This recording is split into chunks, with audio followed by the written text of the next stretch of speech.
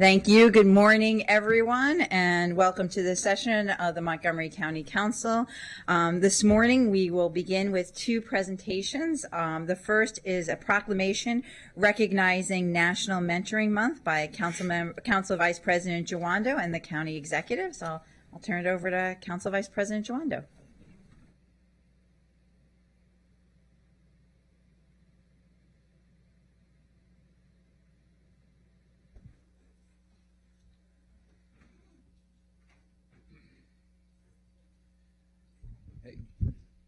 Good morning, everyone. If you're here for the Mentoring Month proclamation, come on down. I could invite everyone down because I bet you everyone in the room had a mentor. But the folks who are specifically here really appreciate, and I'm going to pass the mic around in a second, have you introduce yourself. This is the third year in a row that I've had the honor of celebrating National Mentoring Month here at the Council.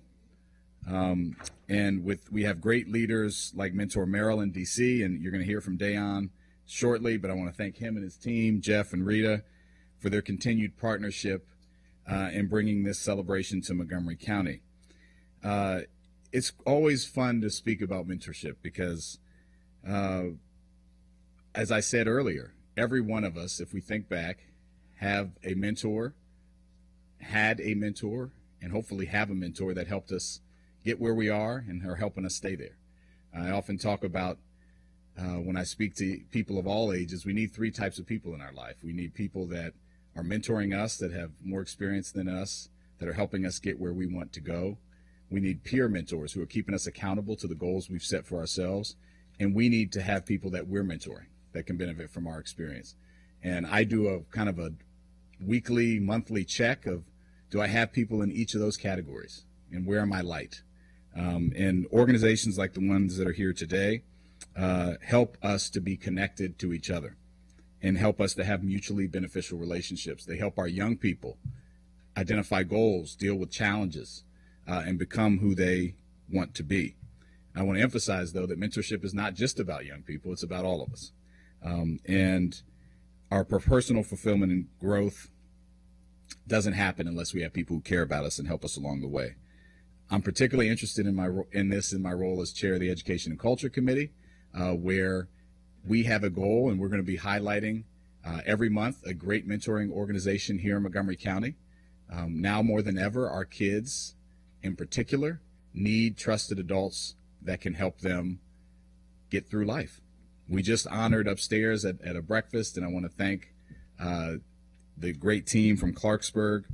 They have a new program now where you'll hear about momentarily, where every educator, every adult in that building, every teacher has taken up a mentor relationship with a student.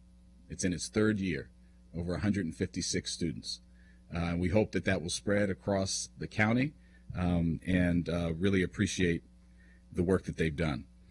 First, I want to turn it over to County Executive Elrich, and then we'll hear from Dawn, and then we will meet our folks, our guests here. So actually, let's do that first. So if you could just say who you are, and then I'll turn it over to County Executive. Good morning, everybody. Good morning. My name is Joseph Hooks. I'm the founder and director of 480 Club. I'm proud to serve Montgomery County as a small business owner, working at 4 high school wellness centers, as well as part of the sports mentoring program through the Youth and Harm Reduction Funding to have student athletes mentor younger athletes in Montgomery County. Thank you. Good morning, Anthony Featherstone with WorkSource Montgomery. We operate 9 American Job Centers throughout the county, so it's good to be here. Good morning. I'm from Liberty's Promise. We work with immigrant youth to help them to navigate the system, and they make sure they know all the resources about. Sandra. Good morning. My name is Shelly Sams. I'm the Mentor Program Manager with Community Bridges, working with female students in Montgomery County grades K through 12 and their families. Good morning, everyone. Isabel Argati, also with Community Bridges, and we serve girls throughout the county. And specifically, we have a mentorship program, college access, and after-school girls programs. Good morning. Michelle Joseph with SGAP Leaders, the Student Global Ambassador Program. We work with underserved teens, 7th through 12th graders, and develop leadership as well as soft skills needed for college and career, and we are very blessed to impact about 5,000 students in 80 different schools. Good morning, everyone. My name is Zainab Abbas. I am the founder and CEO of SciTech to You, which is a nonprofit organization that offers STEAM education as science, technology, engineering, art, and math to youth in K through 12. We mentor recent college graduates, recent high school graduates, as well as high school students. Hey everyone, I'm just lucky to be here with all these people. I am Aiden from Kid Power. We are a DC-based mentoring nonprofit. We also do after-school programming, and we are kind of expanding our reach into Montgomery County. So really excited to learn from all these amazing people. Thank you for having us. And good morning. My name is Dan Mulcahy. I'm the assistant principal at Clarksburg High School. On behalf of my entire staff, our entire staff and my principal, we have founded the One Pack Mentorship Program that Mr. Jawando already spoke to in his comments. We're very excited about the work that we've done. We feel we have a long way to go, but we feel like we're on the right path. Good morning, everyone. My name is Dayon McLaurin Johnson. I am the regional manager for Mentor Maryland, DC. Excited to be here. All right, I'll turn it over to our county executive.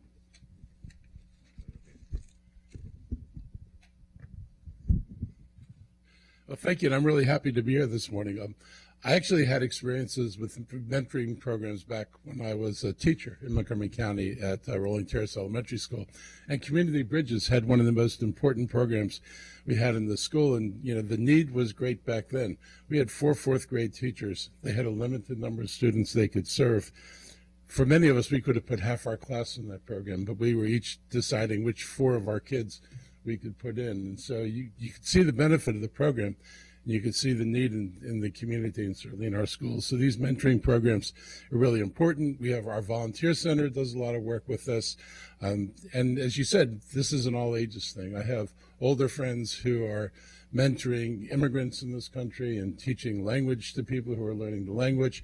And then there are younger kids who talk about their high school students who help other high school students or college students who come down into the community and work with younger students. So the mentors are important. Role models are important. Having a relationship with an adult, for many people, a talking, functioning relationship with an adult, not all kids have that. Not all kids can talk to their parents. Not all kids feel comfortable getting or get guidance from their parents. And having someone who can stand up and talk to them and work with them really can make a difference in a person's life. So this is, I think, since 2002, this has been honored as the day for celebrating mentoring, and it's really good that we've been doing this for a while.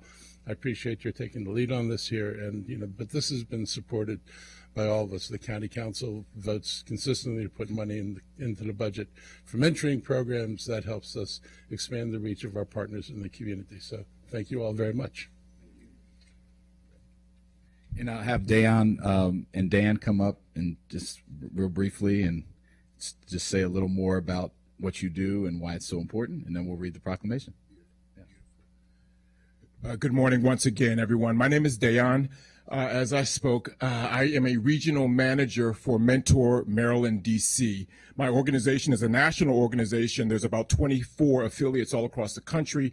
Mentor Rhode Island, Mentor California, Mentor Texas. We are Mentor Maryland, DC. We don't work with kids, but we work with the organizations that do. So the organizations behind me are representative. I was having a conversation with Anthony Featherstone, who's WorkSource Montgomery, about what's happening in the national landscape and even here regionally in Montgomery County. It's about establishing a continuum of care for young people, starting all the way in pre-K until they are in college or in their career, which is why we had the conversation with Anthony Featherstone with WorkSource Montgomery. These organizations that are behind me represent some of the finest in Montgomery County that are really establishing relationships with young people. Think of Community Bridges, think of SGAP Leaders, think of what SciTech to You is doing in STEAM, and then not to mention Joseph Hooks up there with the athletes and helping them become better people. One thing that I love about Montgomery County is the incredible support, not only that we receive from Council Vice President Jawando, but all of the council members came to our reception that we had earlier today. This is a community that cares about young people. So in January, when we celebrate National Mentoring Month all across the country, when we ask jurisdictions to provide us with a proclamation, every year Montgomery County steps up, and this is what happens. This is an amazing event. Over the last couple of years, I've had the privilege of working with one of Montgomery County's high schools, Clarksburg. Clarksburg High School just started, well, they didn't start, a couple years ago, they started One Pack Mentoring. And just as Council Vice President Jawando mentioned, they have asked their staff to mentor young people. How many of y'all can remember in high school that one teacher that made a difference? Can y'all remember that? No matter how old we are or how much gray hair we may have, can I get an amen? We can all remember that one teacher or that one staff person. I remember Susan Smith when I was in school in Anne Arundel County. She was one of my counselors. She always had candy in her office, which is why I always went to her office. I still remember her to this day, and that was 50 years ago. What Clarksburg High has done is they've asked their staff to mentor their students. Phenomenal initiative with Principal Dr. Anita O'Neill. Today we are excited, Vice President Jawando and I are excited to acknowledge the work that they're doing there, and we've asked their Assistant Principal, Dan Mulcahy, to come and to accept that award. I'm going to ask him to come to the mic, or Council Vice President is going to ask him to come to the mic and just share a little bit about what's happening at Clarksburg, and then we'll go ahead and do the proclamation. Good morning, everyone. He's a very difficult act to follow. I'll do my best. My name is Dan Mulcahy. I'm the proud assistant principal at Clarksburg High School, speaking on behalf of our entire staff and our principal, of course, Miss Anita O'Neill. I do want to celebrate quickly everyone behind me who is engaging in the same work. I think everyone deserves a proclamation in this work. Speaking a little bit about our program, we identified these kids through a process where the staff selected them based on, a weeks-long process of whether the kids, were showing social and emotional concerns, grade performance was lower than the teacher saw that the kid had the potential to achieve, attendance concerns. And through a weeks-long process, counselors, staff members, administrators, the entire staff, paraeducators, really anyone in our building could identify a kid that was like, you know what? We're not going to let that kid slip through the cracks. We're going to identify that kid, and we're going to support that kid. We're going to match them with an adult in this building because they might not match themselves. Just being very intentional about finding those children and supporting those children. And we are proud to say that in our third year, we have expanded the program to the entire staff. It is a lift for our staff, our very tired, very hardworking professional staff, our teachers, our counselors, and again, our support personnel as well. They are working their butts off every day. I want to celebrate them. So this is something else we've asked of them, and they have answered the call. And so we're really excited about where we're headed. I said this upstairs, I'll say it again. We believe we have more work to do, but we do feel proud of the strides that we're making in this mentorship space. And I'm honored, to say the least, to stand in front of you guys and be able to talk about our school and our program. It's really neat. So thank you so much. All right, County Executive Albert, you want to help me read the proclamation? And then I do have extra proclamations for some of the other great organizations back here. Yeah, come on this side, Mark. All right, great. Whereas January 2025 marks the 23rd anniversary of National Mentoring Month, an annual campaign to highlight the need for mentors and educate the public about how we can collaborate for the benefit of our young people. And whereas Montgomery County honors the commitment of volunteer members who make daily efforts to support young people and help them thrive. We honor the mentoring programs doing this important work to strengthen our communities, county, and state by driving relationships and increase social capital for young people and providing valuable support networks. And Whereas mentoring plays a pivotal role in promoting young people's career exploration and developing workplace skills and career goals. Mentors help their mentees by honing their skills to support their professional growth, driving positive outcomes for young people and businesses alike. Quality mentoring promotes healthy relationships and communication, self-esteem, and emotional well-being. And whereas students who meet regularly with mentors are less likely to skip school, and youth who face an opportunity gap but have a mentor are more likely to enroll in college than those without mentorship. Youth who meet regularly with their mentors are less likely than their peers to start using harmful substances and less likely to start drinking. And whereas many young adults report having a mentor in their youth. Raise your hand if you had a mentor in your youth. Every hand should be up. And those rates appear to be rising steadily over the decades as more mentors give their time and talent.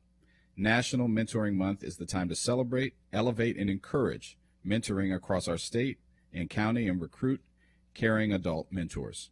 Now, therefore, be it resolved that County Executive Mark Elrich and the County Council of Montgomery County do hereby proclaim January as National Mentoring Month and celebrate all the organizations and mentors who dedicate their time bettering the lives of our young people. Presented on this day, the 21st of January in the year 2025, signed by the County Executive and Kate Stewart, our Council President, and myself on behalf of all of the council members. Happy National Mentoring Month, and let's take a picture. Thank you. Let's give all these organizations a round of applause.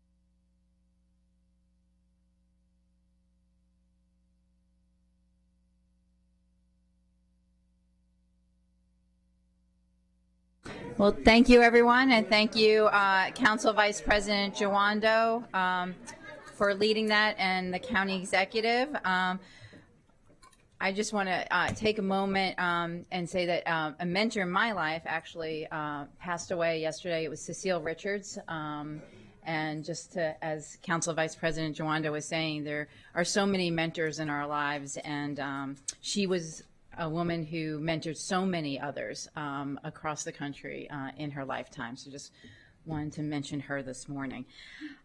Next, we have a proclamation recognizing Human Trafficking Awareness and Prevention Month, and this will be led by Councilmember Luedtke and the County Executive.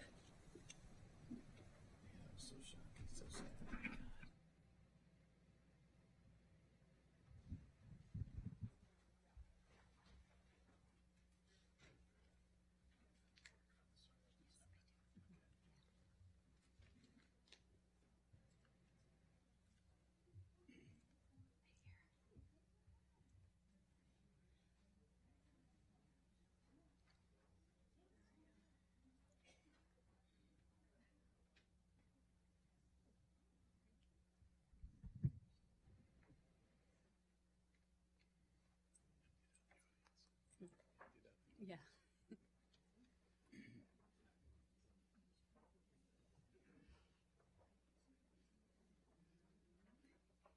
It's a beautiful thing to know that even on a day with a school delay, we have so many folks who were here by 9 a.m. for this proclamation, and it's a testament to the significance of everyone up here and their work to prevent and end human trafficking here in Montgomery County and across the state of Maryland. So as noted by the council president, January is Human Trafficking Awareness and Prevention Month. And this year, the theme is focusing on a holistic approach to preventing human trafficking, recognizing its intersection with other forms of violence and social issues. Human trafficking is not limited to any person, place, socioeconomic status, profession, or population. It happens anywhere and everywhere, and its victims span a wide range. It's a threat to community wellness, public safety, and human dignity. This month provides us the opportunity to raise awareness, engage in meaningful dialogue, and take collective action toward prevention, support, and healing. During this time, we reinforce Montgomery County's commitment to standing against this grave injustice and advocating for the dignity, rights, and safety of all individuals. Montgomery County is proud to partner with local organizations, law enforcement, schools, healthcare providers, and community members, many of whom are represented here today, to support survivors and to tackle trafficking in all of its forms. And up here behind me, you see a large number of folks who also serve with me on the county's Human Trafficking Prevention Committee that come from a wide cross-section of our community to help support this effort. And I want to take a moment to honor one individual in particular. And if he could come up, I'd like newly retired Detective Sergeant Dave Papalia to step forward.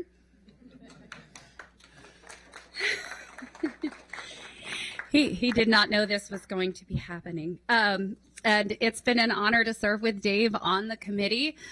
Dave just retired on January 1st after nearly 30 years of service with the Montgomery County Police Department. He has worn many hats during his time with the police department, but he started in 2015 working with the Vice Unit, and that work brought him in intersection with human trafficking.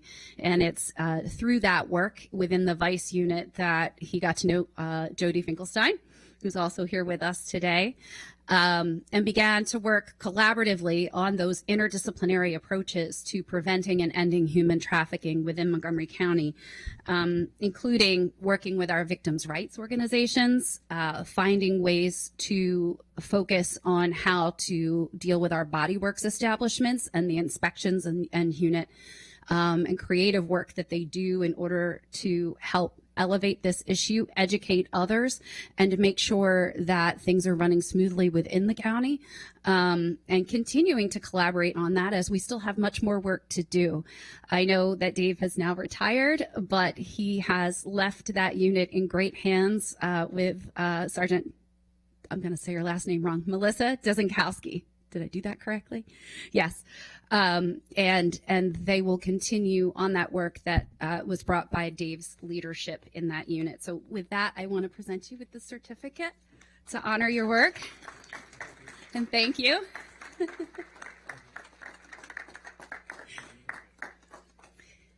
He's also my constituent. And with that, I want to say our work never ends. And we recognize, especially now, with a heightened emphasis on our immigrant population, on our communities of color, which are disproportionately represented in our victim population in human trafficking, the need to work harder than ever in this arena. So with that, I want to turn it over to the county executive to make some remarks. Thank you. This is a really important issue, and it's an important issue not just in Montgomery County. It's an issue national and international. In fact, some of the roots of this are very much international. I remember when the council first took this up, and we heard some really heartbreaking stories, and one of the things that struck a lot of us is that victims of trafficking often did things in public on their own, but were so terrified of their condition and so threatened by the people who had trafficked them that they wouldn't reach out, even though they had the opportunity to escape sometimes. They were more afraid of the consequences if they weren't successful. And it's hard listening to people tell stories like that about the level of fear they have in the situation they're in. So I really want to thank everybody for the work they've done. Jody, you've been at this a very long time. This is really critically important for the county. It happens every day. We don't know how much of it is in the county. It's important, particularly with some of the bodywork organizations, that those be regulated and inspected regularly, because they are frequently pop up as involved in this, and then we have to deal with them, but it's not obvious. They don't advertise it on the outside of their establishments, and so it takes work to find out who's doing trafficking there. So it's important the investment we make in this. It's important the attention and the resources that we put forward for this. And we've had great leadership in the county doing this, and I know everybody on the council continues to be motivated to make sure that we have the resources to address this as fully as we can. So thank you for doing this today. You're welcome. All right, with that, I want to introduce the chair of the Human Trafficking Prevention Committee, Wendy Stickle.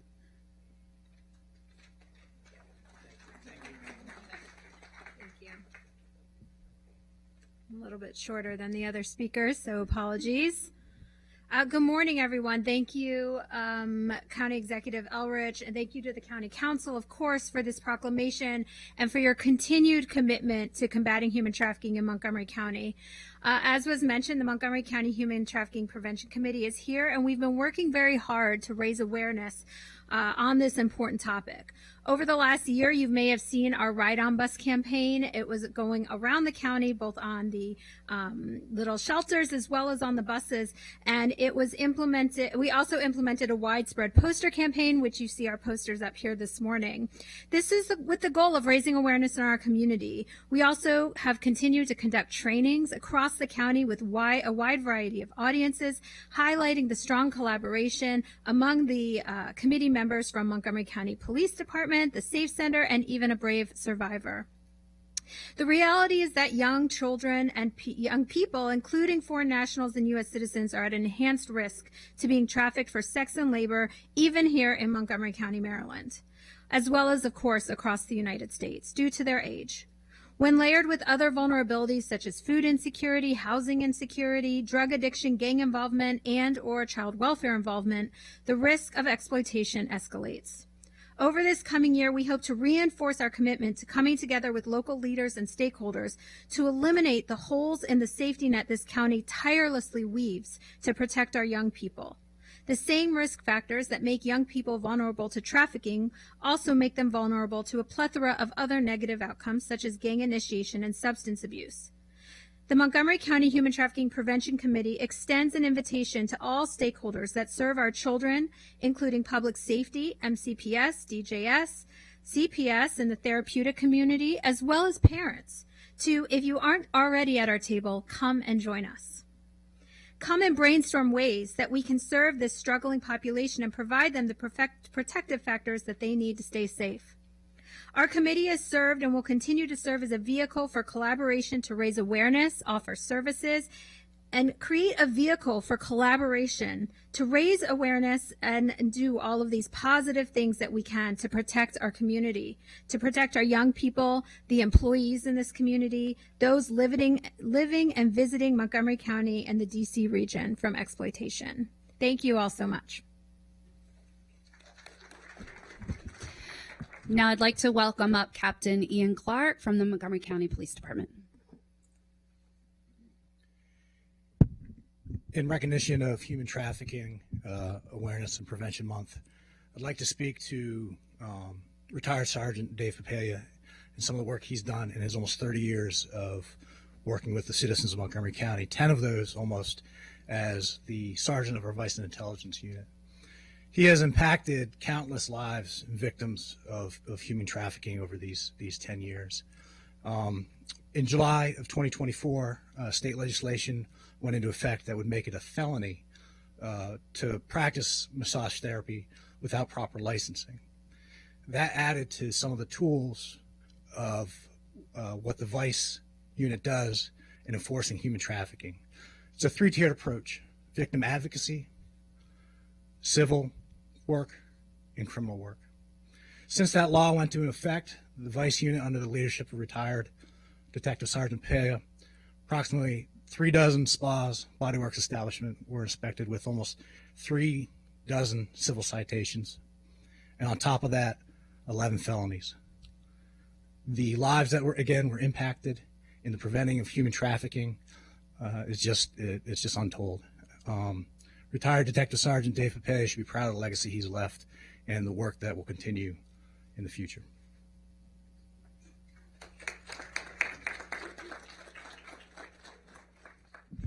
Thank you. And with that, the county executive and I will now read the proclamation. Whoop.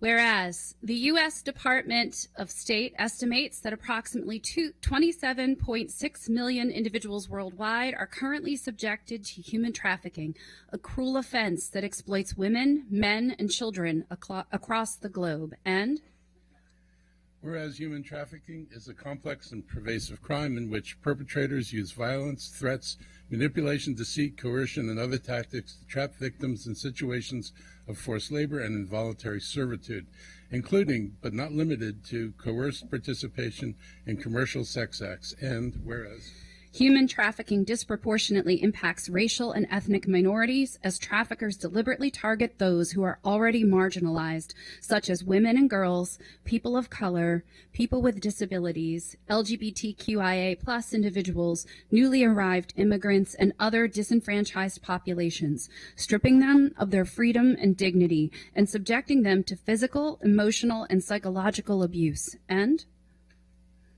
whereas raising awareness about the prevalence of human trafficking and promoting efforts to prevent and combat it are crucial steps toward eradicating this form of modern-day slavery and ensuring justice for its victims. And whereas Montgomery County's Human Trafficking Prevention Committee, Victim Assistance and Sexual Assault Program, the University of Maryland Safe Center, CASA de Maryland, immigration attorneys, Montgomery County Police, and law enforcement partners and other community service providers work collaboratively to assist victims as well as to receive and provide training around trafficking laws. Now, therefore, be it resolved that the County Executive Mark Elrich and the County Council of Montgomery County, Maryland, do hereby proclaim January as Human Trafficking Awareness and Prevention Month, encouraging all residents, organizations, and governmental entities to dedicate their efforts to ending human trafficking, supporting survivors, and working toward a future where no one is subjected to such exploitation. Presented on this 21st day of January in the year of 2025.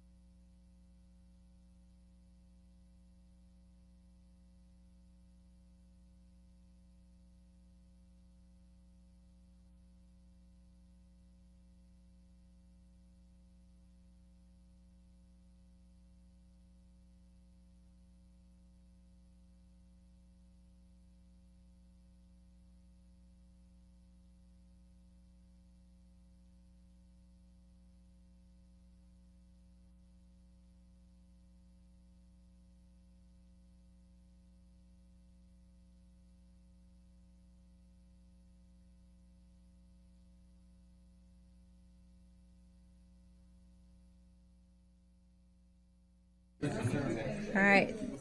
Thank you for everyone who came today for that important proclamation and the sharing of information of how all of us can raise awareness and prevent human trafficking. We will now move on to general business. I will turn to the clerk for her to share today's announcements. Good morning, council members. 2 announcements today. Public hearings on the FY26 capital budget, amendments to the FY25 to 30 capital improvements program, supplemental appropriations to the FY25 capital budget, and the FY26 to 31 WSSC water capital improvements program will be held on Wednesday, February 5th at 1:30 and 7 p.m. and on Thursday, February 6th, also at 1:30 and 7 p.m. here at the council office building. Those wishing to provide testimony must register in advance at the council's website or by calling 240-777-7803. More information can be found on the council's website. The council will also hold a public hearing on the Bethesda Minor Master Plan amendments on Wednesday, February 26 at 7 p.m. at the Bethesda Regional Services Center, East-West Conferences Room in Bethesda, Maryland. Those wishing to provide testimony must register in advance at the council's website. More information on this hearing can also be found on the council's website. Thank you, Madam President. Thank you very much. Our next item are minutes, but we have no minutes for approval today, so we'll move on now to legislative session day number 2. And the first item we have is introduction of a bill. It is Bill 1-25, Public Safety, Emergency Medical Services, Insurance Reimbursement Amendments. As the council president, I am introducing this at the request of the county executive. A public hearing is scheduled for February 11th, 2025 at 1:30. We have Mr. Ogrzalek, and I know I pronounced that wrong, Jim. So I'm going to let you pronounce it correctly, since this is your first time presenting before the council. Yes, thank welcome. you, Council President Jim Ogrzalek, the new legislative attorney. It's good to be before all of you for the first time. If you would like, Council President, I can give you a brief introduction as well. So Bill 125 would amend the Emergency Medical Services Insurance Reimbursement Program to allow fire and rescue service personnel to ask for insurance information for the limited purposes of providing treatment in place or to transport to an alternative destination. Under current county code, when responding to a 911 call, and personnel are not permitted to request this information. This would allow emergency personnel providers to provide treatment in place, which is sort of somewhat in place, but an expanding area within the county, as well as to provide alternative transport to places like urgent care centers. There's currently an agreement in place with Holy Cross Express Care, but certain organizations like Kaiser Permanente, which are HMOs, this would allow for broader access for that. Thank you for that. And we will have, again, a public hearing on February 11th at 1:30 p.m. So that bill, Councilmember Luedtke. Yes, I'd just like to be added as a co-sponsor and wholeheartedly support this to bring us in line and in keeping with the recommendations that have previously been made by the Maryland Institute for Emergency Medical Services Systems. Thank you. All right, seeing no one else, thank you very much. We will now move on to our next item for today, and that is the interviews for county executive nominees to the Housing Opportunities Commission. We have here with us today Jonathan Miller, Roy Priest, Azola Shaw, Paul Weech. Welcome, and thank you for your interest in serving on the commission. I have 5 questions for you all that I will alternate who answers the question first, and after I ask the 5 questions, then I'll turn it over to my colleagues.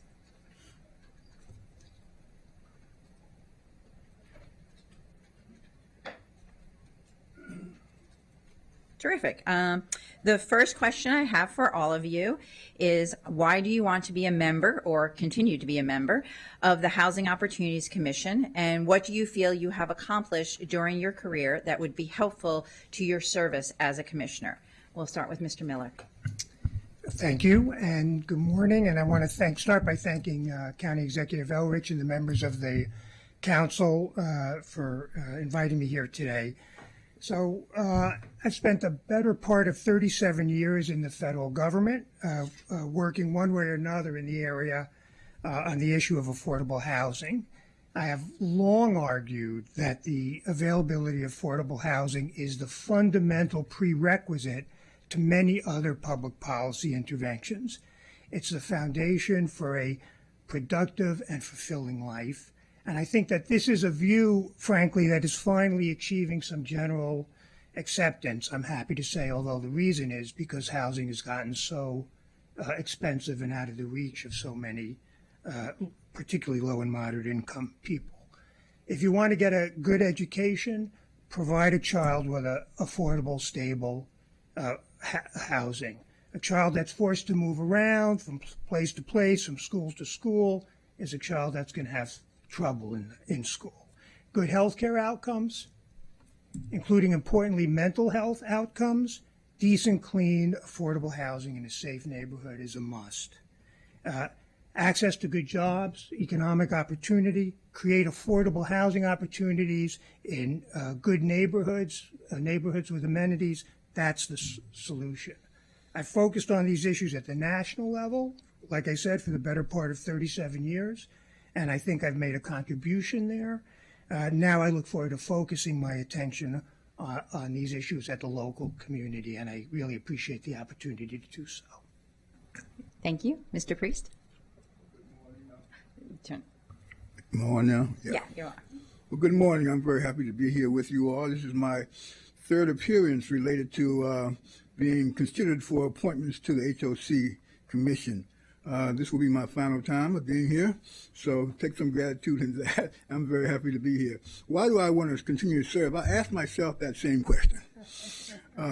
Why do you want to keep doing this? I have been involved in this field for 57 years. I started my career working in 1967 in Washington, D.C., running an urban renewal project.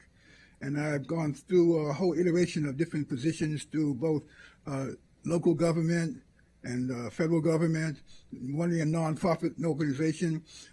When I retired as the CEO of the Alexandria Redevelopment and Housing Authority. And so I got the opportunity to be invited to serve, be considered, and so that's a way for me to continue my continuity of what I've done for 57 years of working with HOC. And why do I want to continue to serve? I think we've been doing some amazing work at HOC. And I think with the fact that we're going to be getting 3 new commissioners coming on to the commission, that I think I can provide the support and leadership to help them make that transition into the work that we do and continue to advance the work that HOC has been doing very well for the last 50 years. We just celebrated that, as you well know, 50 years of HOC's presence in this community. Also, we have just recently approved our strategic plan, the implementation plan, and I would love to see us be able to really adhere to and conform to the goals we've set for ourselves to accomplish for the next 5 years. I also want to think that my experience over all this time gives me some real credibility in being able to see how we are going to, as a community, adjust to some of the unknowns that we're going to get as a result of the changes in this administration. I think we're going to have a lot of challenges that we're going to face, and I think we need the kind of leadership, experience, and knowledge to be able to address those with our staff and with you all as the county council, and doing that along with the county executive. I also would like to, one of the things I've always wanted to do was to get away from the way we do business in terms of we for years, we have always done business as housing, economic development, transportation, environment, health and human services. You know, all of those things intersect with the families who we deal with, every one of them. And I would love to see us come together with a economic development, community development ecosystem that ties together not just us as an agency and what we do, but the people who do transportation, the developers who do the work we do, the financiers who in fact are responsible for providing the capital. We all need to be able to sit around a table and talk about these issues we're going to deal with and not do them singularly. And I've been trying to do that for a long time, and I would love to spend this time I have remaining to see if we couldn't pull that kind of really strong, integrated, collaborative ecosystem together in this county instead of a role model as we have done for so many years in Montgomery County. Thank you very much, Mr. Priest. Ms. Shaw? First, I want to thank the council as well as the county executive for the nomination and this opportunity to interview. HOC's mission is personal to me. I know what it's like to lose your home. My family was forced out of ours when rising costs collided with short-sighted policies, and that moment changed my life. I promised myself I'd fight to prevent other families from facing that same fate. Today, as a Rockville City Council member and a county renter, I bring a rare dual perspective to our county's shared housing challenges. I see housing through a policy lens and a deeply personal one. I've turned this insight into real progress, advocating legislation that protects renters while creating smart incentives for housing providers. My work will make it easier, faster, and more cost-effective to build affordable housing units. in Rockville. I understand that stable housing isn't just about having a roof over your head. It's the foundation for everything else: education, health, economic mobility, and the chance for family to have better lives. Thank you. Thank you. Mr. Weech. Madam Chair, I'm Paul Weech, County Council. Thank you so much for letting me come today and speak before you. My best answer to your question about why I'm here and why I want to serve in the HOC is I was born with a service gene. I spent my whole career in trying to be of service to the general public and the communities in which I live. My career has included work in the public, private, nonprofit sectors, as well as a lot of volunteer work.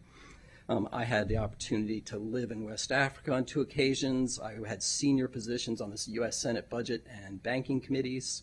I was the Chief of Staff of the U.S. Small Business Administration.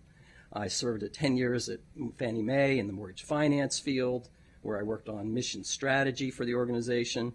And then for the last decades, I've been blessed to work with networks of the strongest nonprofit developers in the country and nonprofit lenders in the country doing mission work, culminating with serving as the president and CEO of NeighborWorks America.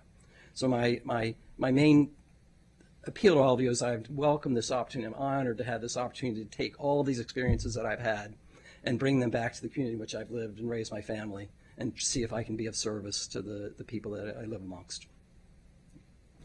Thank you very much, Mr. Weech. All right, my second question is, what do you see as important issues facing the Commission during the next 3 to 5 years? What new initiatives would you like to see the HOC undertake, or what existing initiatives would you like the HOC to expand on during your potential term as a commissioner? We'll start with Mr. Priest.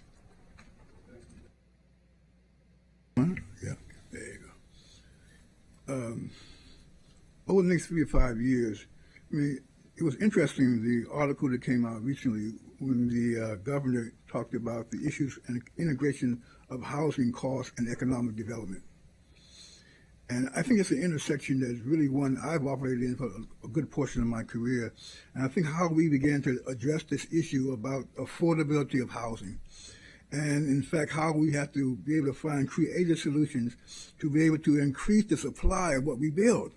I mean, under that report that the governor just put out, he talked about we need to create almost additional 34,000 units of housing in Montgomery County. Now, we have right now over 3,500 units under construction or planned in HOC. That's only at 10% of what the demand is. And so we've got to find a way, I think, to really ratchet up the ability of ourselves collectively to be able to produce more at a rate that's faster. And how do we do that? We've got to look at ways where we can, in fact, refine what we are doing in terms of our entitlement processing that goes on in this county. How can we truncate that? How can we make it easier for developers and other interested parties to be able to get through this process, and also to make it more affordable? Not only that process, but the housing. Because if we can do that, in fact, that translates down into producing more affordable housing. If we can begin to control some of the costs that we have to impact, then we can begin to play a role in that. I think that we've got to be, as an agency, we have got to continue to manage the impacts of the pandemic. We are, like most providers of housing today, are experiencing the fact that we have significant losses that have come from the inability, in many cases, of residents to pay the rent on time and pay it at all.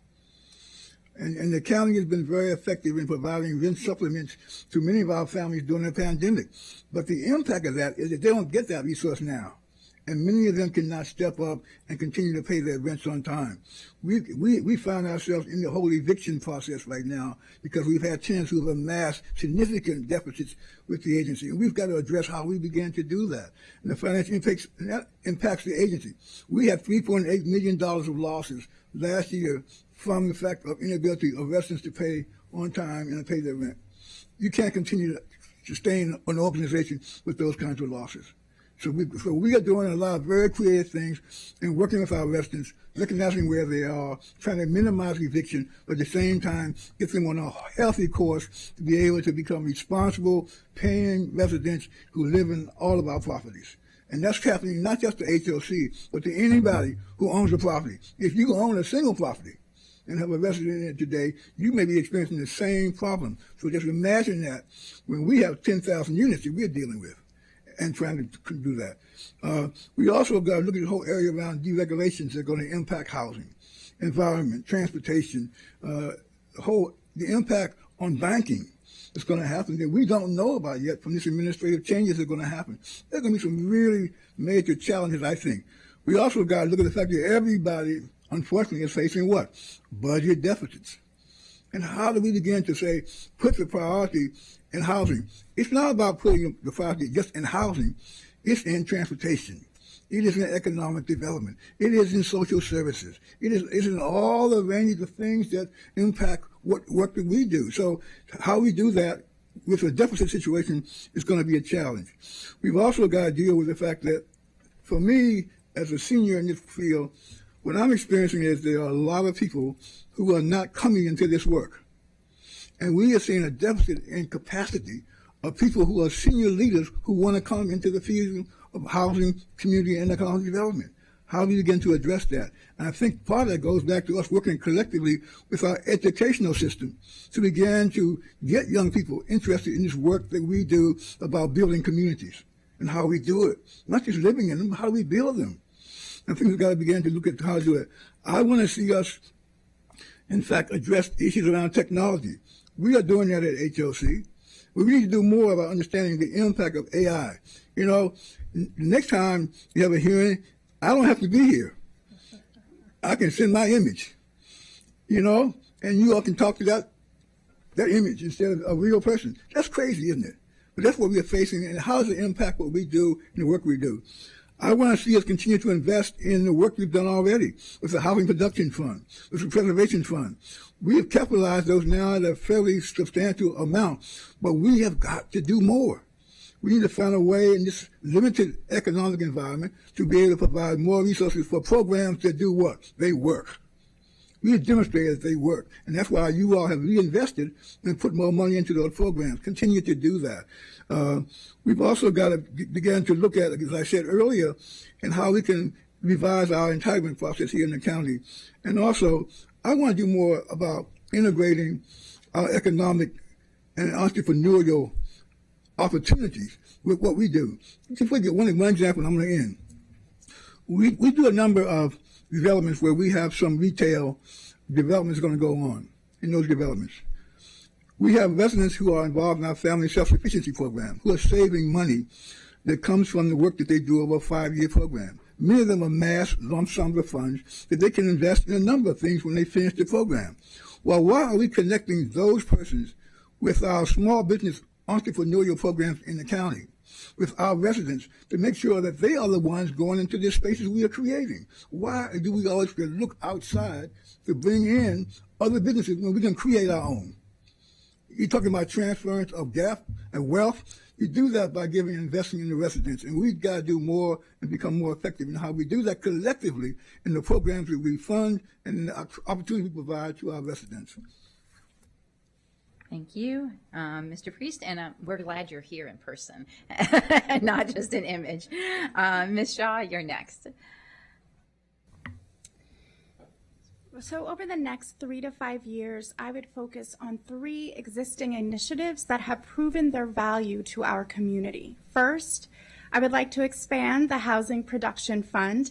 This proven program has already shown results, but we can extend its reach to create more affordable homes near transit and employment centers. This would help working families access both affordable housing and economic opportunities. Second, I would build upon our resident services program. HOC's Academy success shows the value of comprehensive support services. By expanding on on-site career development programs, financial education, and child care partnerships, we can help our residents build stronger futures. And third, I would support developing more intergenerational housing communities that thoughtfully combine seniors and family housing. This model creates naturally supportive environments while addressing our growing senior population's housing needs. By expanding these intentionally designed communities, we can foster meaningful connections between generations while meeting a critical housing demand. These expansions of existing HOC initiatives and areas of opportunities would strengthen the response to the county's housing needs while building on programs that have already demonstrated their effectiveness. Thank you. Mr. Weech? Thank you. I will first admit to everybody on the council that I still have an awful lot to learn about the HOC, its work, and how we best support the needs of the county. But I would say our fundamental thing as the HOC board over the next 3 to 5 years is to continue to manage the organization and the work it does to a point of excellence. I've organized in my mind that the HOC is in 4 lines of business. It's in the housing development space, it's in the property management space, it's a lender, and it's a social service provider, including providing services through our housing choice vouchers to people. And so the key here is to use all of our tools to maximize the development of affordable housing to address the crisis, especially for the poorest people in the county.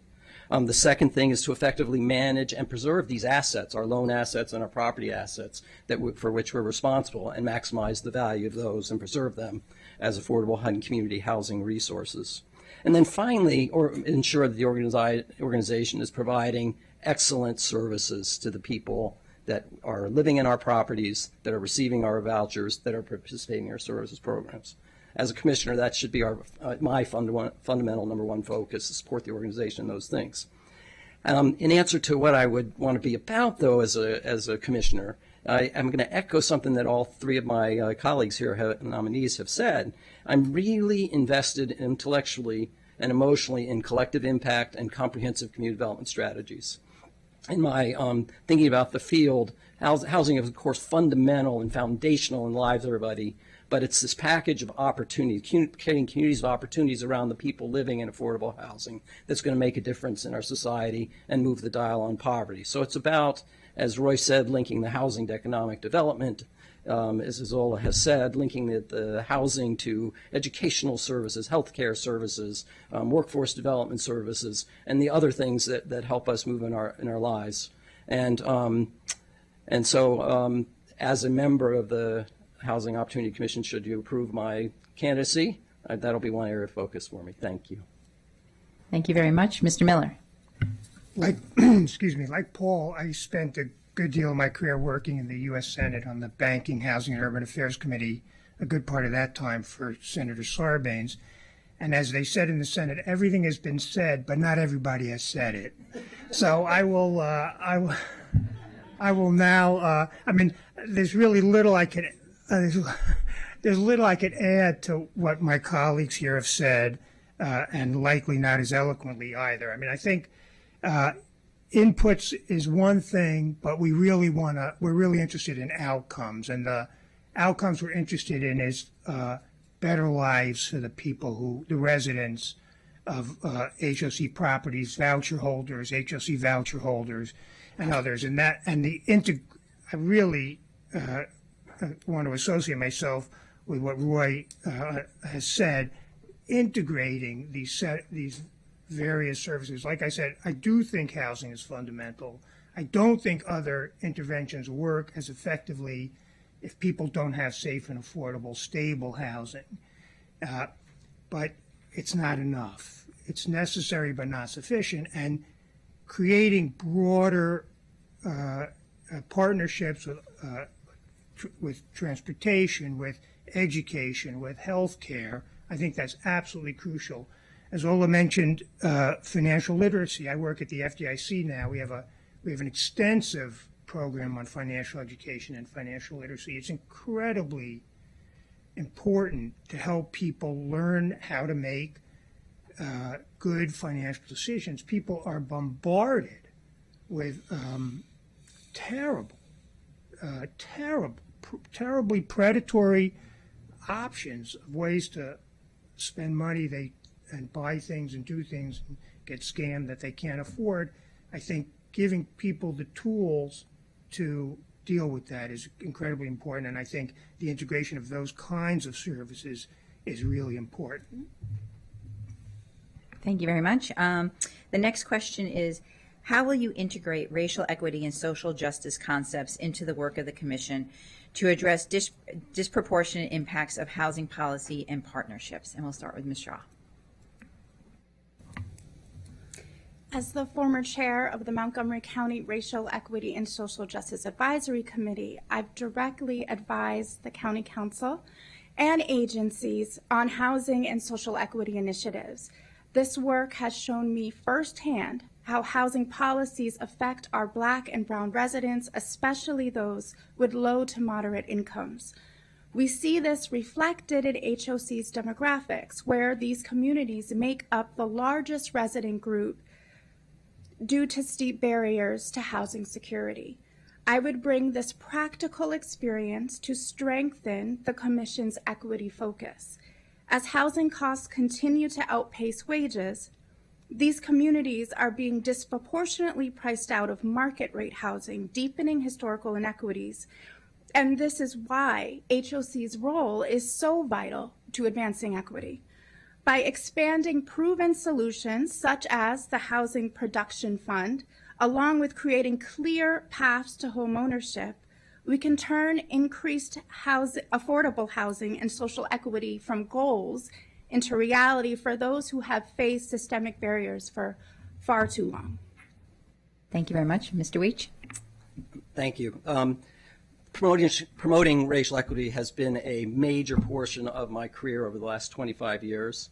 As a vice president for mission strategy at Fannie Mae, I was heavily involved in the creation of our American Dream commitment, which included a commitment to $2 trillion of mortgage investment to low and moderate income families, with a particular focus on supporting homeownership opportunities for minority families. As part of that, we committed to raise the home ownership rate for Black families in America and provide a wide array of interventions into the market to make that possible.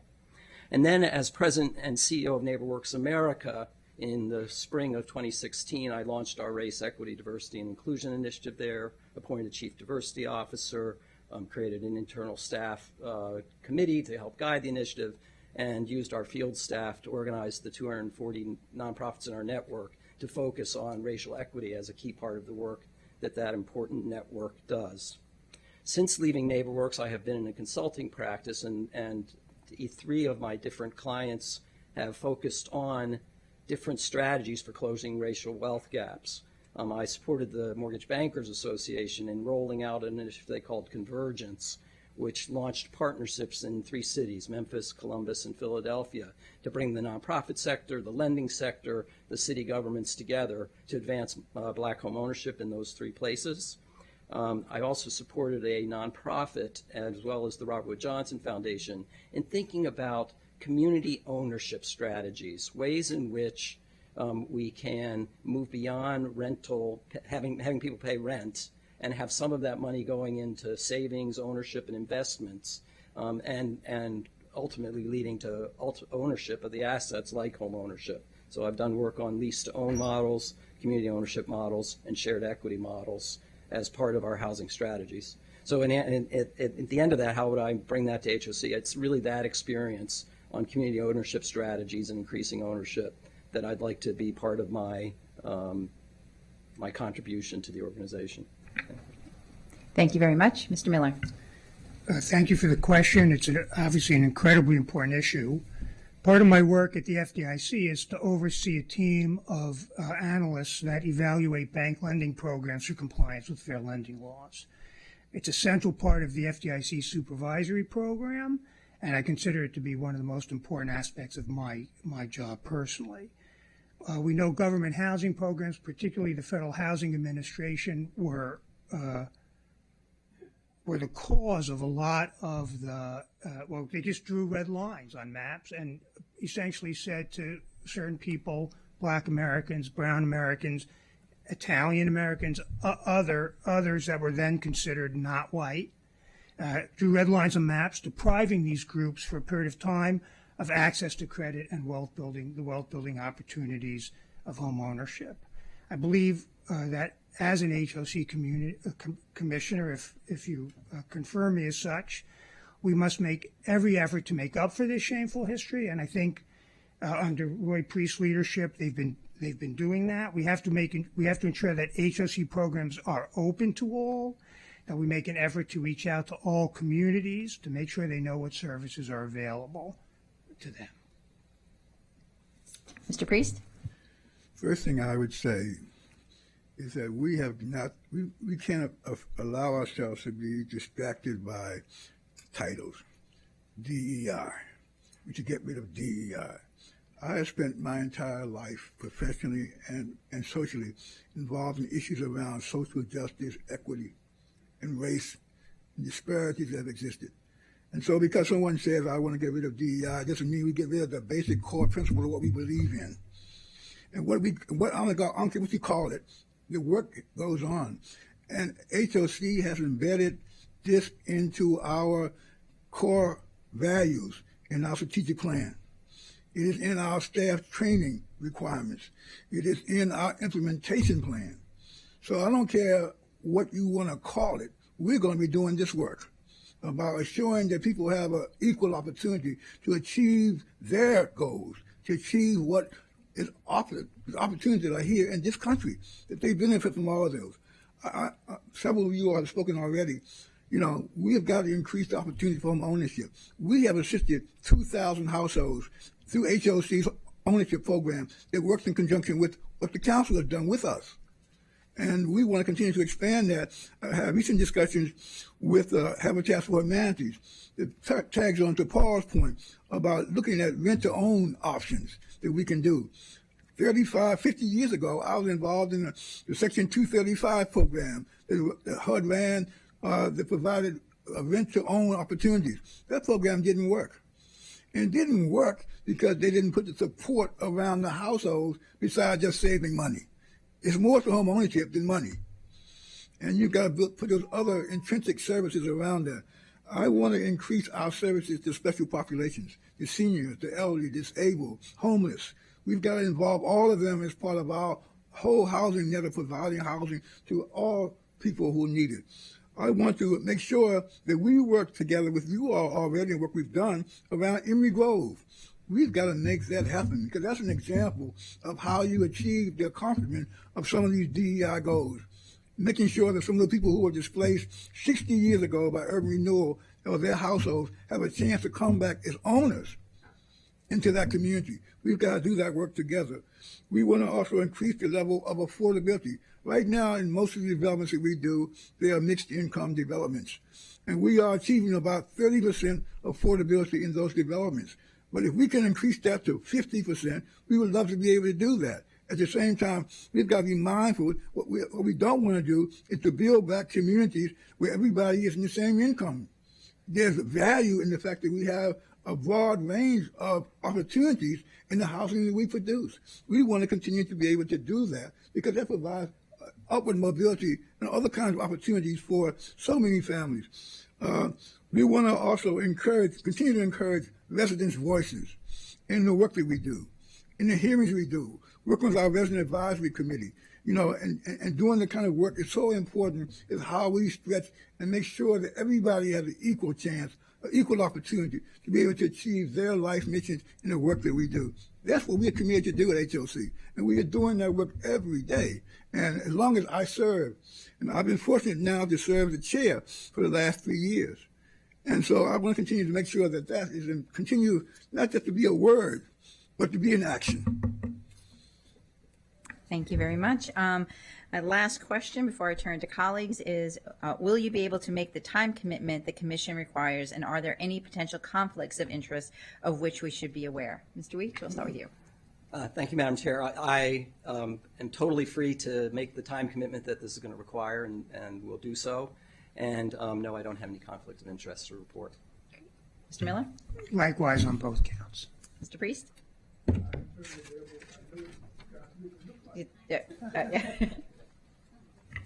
I know what the time commitment looks like. Okay? And yes, I'm willing to continue to do that.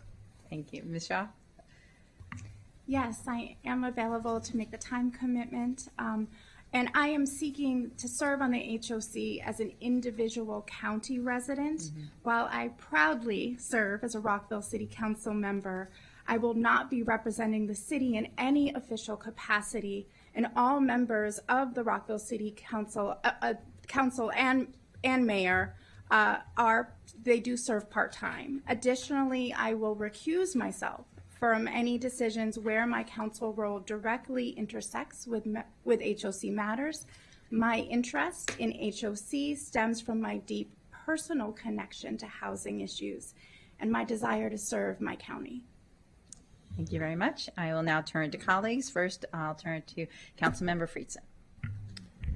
Thank you, Madam President. Thanks to each of you for your interest in serving. Thanks especially to Chair Priest for your service, not just to HOC over the last 3 years as chair, but your decades-long history in this space. It really is remarkable to think about and to hear from you, and it's really a huge asset that HOC has benefited from and the county has benefited from. And I'm very excited for this interview and to hear the interest in expanding the Housing Production Fund and some of the other recent innovations that we have made. Montgomery County used to lead on housing. We stopped leading for a couple decades, and we're starting to lead again, and HOC has really been at the center of much of that with the Housing Production Fund, the Nonprofit Preservation Fund, so many other elements that are becoming national models and are being replicated all over the country. And it's being noted, it's being recognized, and more importantly, it's having a hugely positive impact on our residents.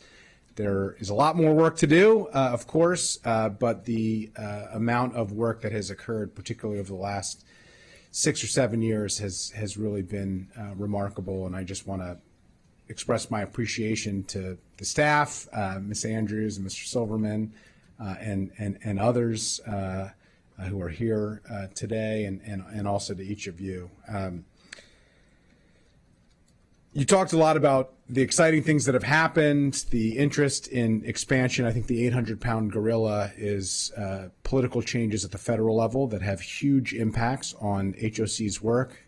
We are part of HOC's efforts here at the county level, but HOC receives significant amount of its funding and capacity from the federal government and also the fiscal challenges of the state. The state is a major player in allowing HOC to move forward.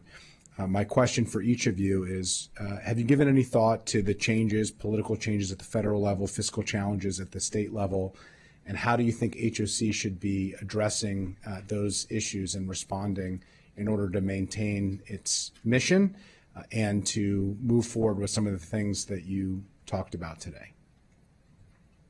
And I will yield to the council president to decide the order of who responds. Great. Well, why don't we start again with Mr. Miller, and then as other colleagues ask questions, we can rotate who starts again. Thank you.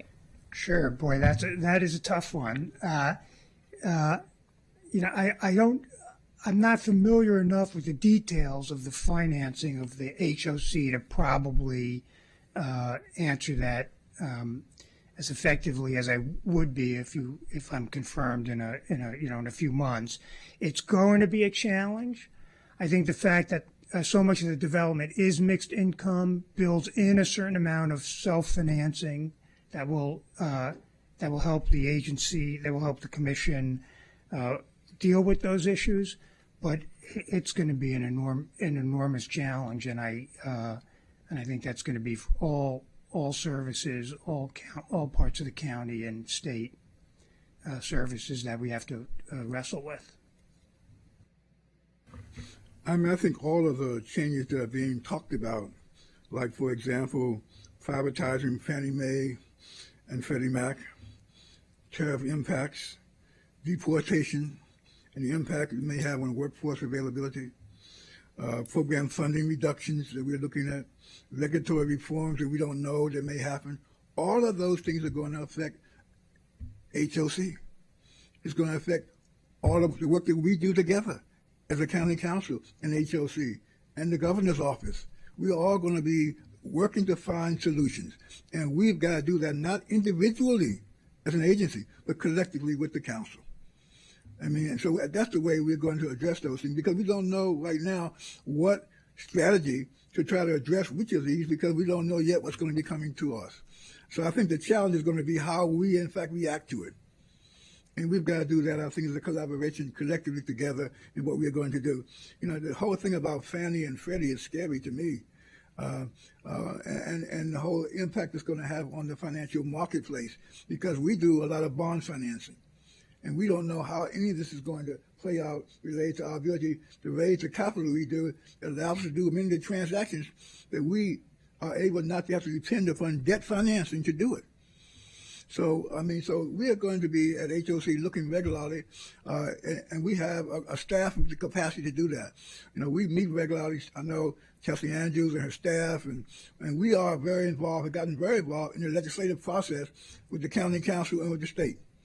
And so it's through those kind of relationships that we'll be able to address whatever unforeseen things we can't even figure out right now what they'll be. But we know that we can collectively work with you all to address those. The question you posed does pose a lot of challenges, and I know that a lot of government entities and nonprofits will be working to work through those challenges. I think that one of the things that we could do is working to build our relationships with our private partners, as well as nonprofit partnerships as well, and to make sure that we can continue the impact that we have with services as well as with our residents. The way I went to the question, I had three things. The first of all is, of course, to be part of the national conversation about what the appropriate policy is, and so for the HOC to remain a strong and vocal member of the National Association of Housing and Redevelopment Officials, which is the leading voice for the public housing and community development sector in Congress. So to fight against dumb ideas and bad policies is critical. I come out of the budget world. I started my career at the Office of Management Budget at the federal level, overseeing HUD. I worked on the Budget Committee for the U.S. Senate. I've traded a lot on kind of thinking about these budgets, and I am concerned because all the budget constraints will be oppressive at the margin. But in general, the main programs that we rely on enjoy good bipartisan support. And so I don't feel like the end is coming, but the challenges will be very, very difficult. So I went to my third place was that I'm a really strong, I've been working with these strong nonprofit developers and lenders for the last decade, and have become very, very deeply committed to social enterprise models. That we at the HOC are, as I said at the front, are in at least 3 business lines that produce revenues for the organization. And so at a time where there's fiscal constraints and constraints in the total number of resources available, the more that we can manage our costs and increase our revenues through the regular programs we do without hurting the people we serve is always good public policy practice, but particularly critical at a time when resources are constrained. Thank you. Councilmember Jawando, Council Vice President Jawando. Thank you, Council President, and really, really appreciate the qualification. I'm always reminded, I think many of us are, how many amazing people we have in Montgomery County who have worked on really important issues for a long time and want to bring that expertise to the county. And thank you, Mr. Priest, Chair Priest, for your continued service. I agree with the Council President. We hope next time you come, you won't come virtually, and that you actually will come. My fellow Senate staffers, I worked in the Senate for 6 years for Senators Obama and Sherrod Brown, and I was on the Help Committee, not the Banking Committee, but always like to see former Senate staff. Ms. Shaw, thank you for your continued service as well. I've said this on the PHP and then Fed Committee before that. I have a unique distinction of my dad was an HOC resident for 20 years at Tanglewood Apartments. And it enabled him, that lower rent in that great community, to become a first-time home buyer in his 60s in Baltimore. It was one of the great joys of his life. So I always have a special place in my heart for HOC. Like you, Ms. Shaw, was a renter for more than half my life. As you know, 40% of our community rents. We have a long waiting list. Affordability is a challenge. We have a crisis in affordability that each of you have talked about. But I want to ask you specifically, because I think you've answered in your questions, all of you understand the challenge, you're dedicated, you're going to do the work, you have expertise. I'd love to ask you a little bit about the HOC processes. And we can, as Council President said, I guess we'll start with you, Mr. Priest, and work our way down. Is there, and you're probably the perfect person to start on this question, have you observed anything about your processes that needs to improve? And if so, how do you think, what are those things, and how do you think your continued service in your case, or your service, will contribute and can contribute to that? I think the one area that we are working on improving is, in fact, on the property management, maintenance of our properties, responsiveness to residents, and making them feel that they are valued assets within the chemistry of the work that we do. I mean, as you well know, HOC is very strong in our development capacity. We are building a lot of buildings, and we contract out a lot of the management we do, but we manage a lot of our own properties as well. And we are finding that we have to build more capacity in that area. And so the staffing that's been done over the last year and a half has, in fact, attributed to the work and turnaround that's starting to happen. When you work with residents who have gotten into unfortunately, into a behavior of not being as responsible about rent payment, it takes a lot of work to get that family to turn that around and work with them. And through the innovations and staffing we've done, we've been able to achieve some results. We've seen significant improvement in what's going on in the area. I think that it's interesting to me that I hear, as you know, we meet once a month, and very rarely do residents come to us with complaints. Now, I know they must be calling you all, because they surely aren't calling us. We get okay? And so you hear a lot more of that in ways than we don't have. But I would like to really get more tied into with you all, as you all are getting these kinds of, let us know what they are so we can respond to them. If we don't know what they are, we're moving along sublimely thinking, well, everything is okay. I don't see it here at the commission. They don't come to our meetings, you know? And so we need to find our way to address that more effectively. I think that's an area where we need to continue to work together. But I think overall, I think the agency is in a very good space. I've been very impressed with the senior staffing and other levels of staffing that have been done over the last year and a half. Ms. Andrews has been very committed to and working with staff, and we've done a really good job.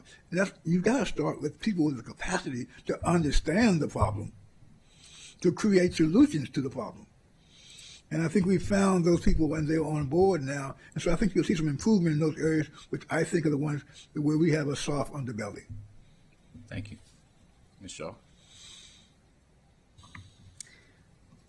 I think that we can improve some of the HOC processes.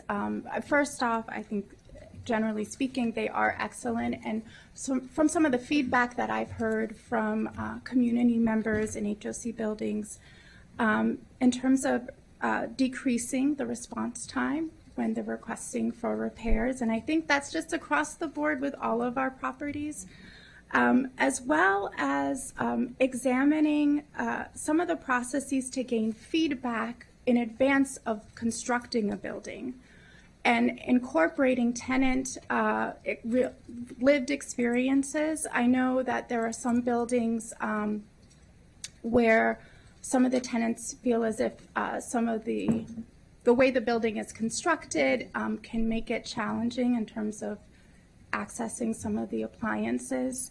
And so I think hearing some of that feedback in advance of construction before a building is constructed can help just better serve the tenants. Thank you. I would say that I would endorse what my two colleagues have said. I'm learning so much, and there's so many more processes that hopefully learn how excellent they are. The other one, in addition to response time for residents, the other one I've heard about recently is response time to the landlords who we ask to manage our Section 8 programs.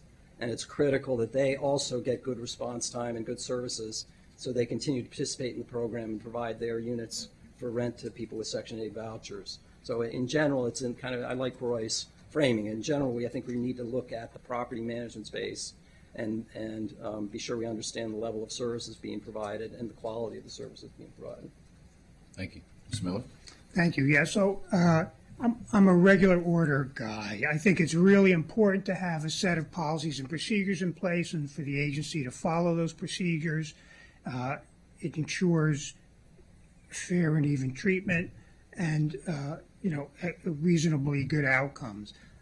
I'll be in a much better position to answer this kind of question in a few months after I have can do a deeper dive if I'm confirmed as a commissioner and get more familiarity with those processes. But I think I guess I can commit to bringing fresh eyes and an open mind to what's going on there, and I'm not afraid to speak my mind and share my opinions. I will say in bank regulation, particularly in consumer protection bank regulation, which is what I do, having a good a process. We look for the bank to have a process to receive and respond to complaints effectively. I think we want to we want the management of HOC to get the complaints, and we want them to have a process for responding to them.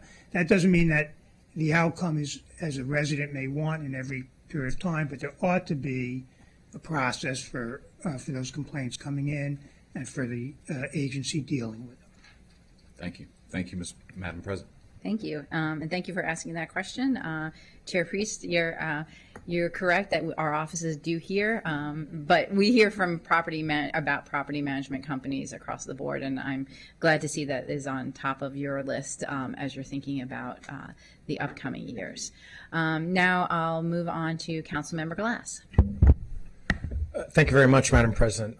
I really enjoyed this conversation, listening to all of you share your background stories as to why you're here and why you want to continue making Montgomery County a great place to live. And the cornerstone of that is having a place to live. And so thank you for sharing all of that. Mr. Miller, I appreciate you talking about the need for integrated services moving forward. Councilmember Shaw appreciated you talking about the three different ways you want to help move HOC forward: expanding housing production fund, expanding support services, and then stronger intergenerational connection.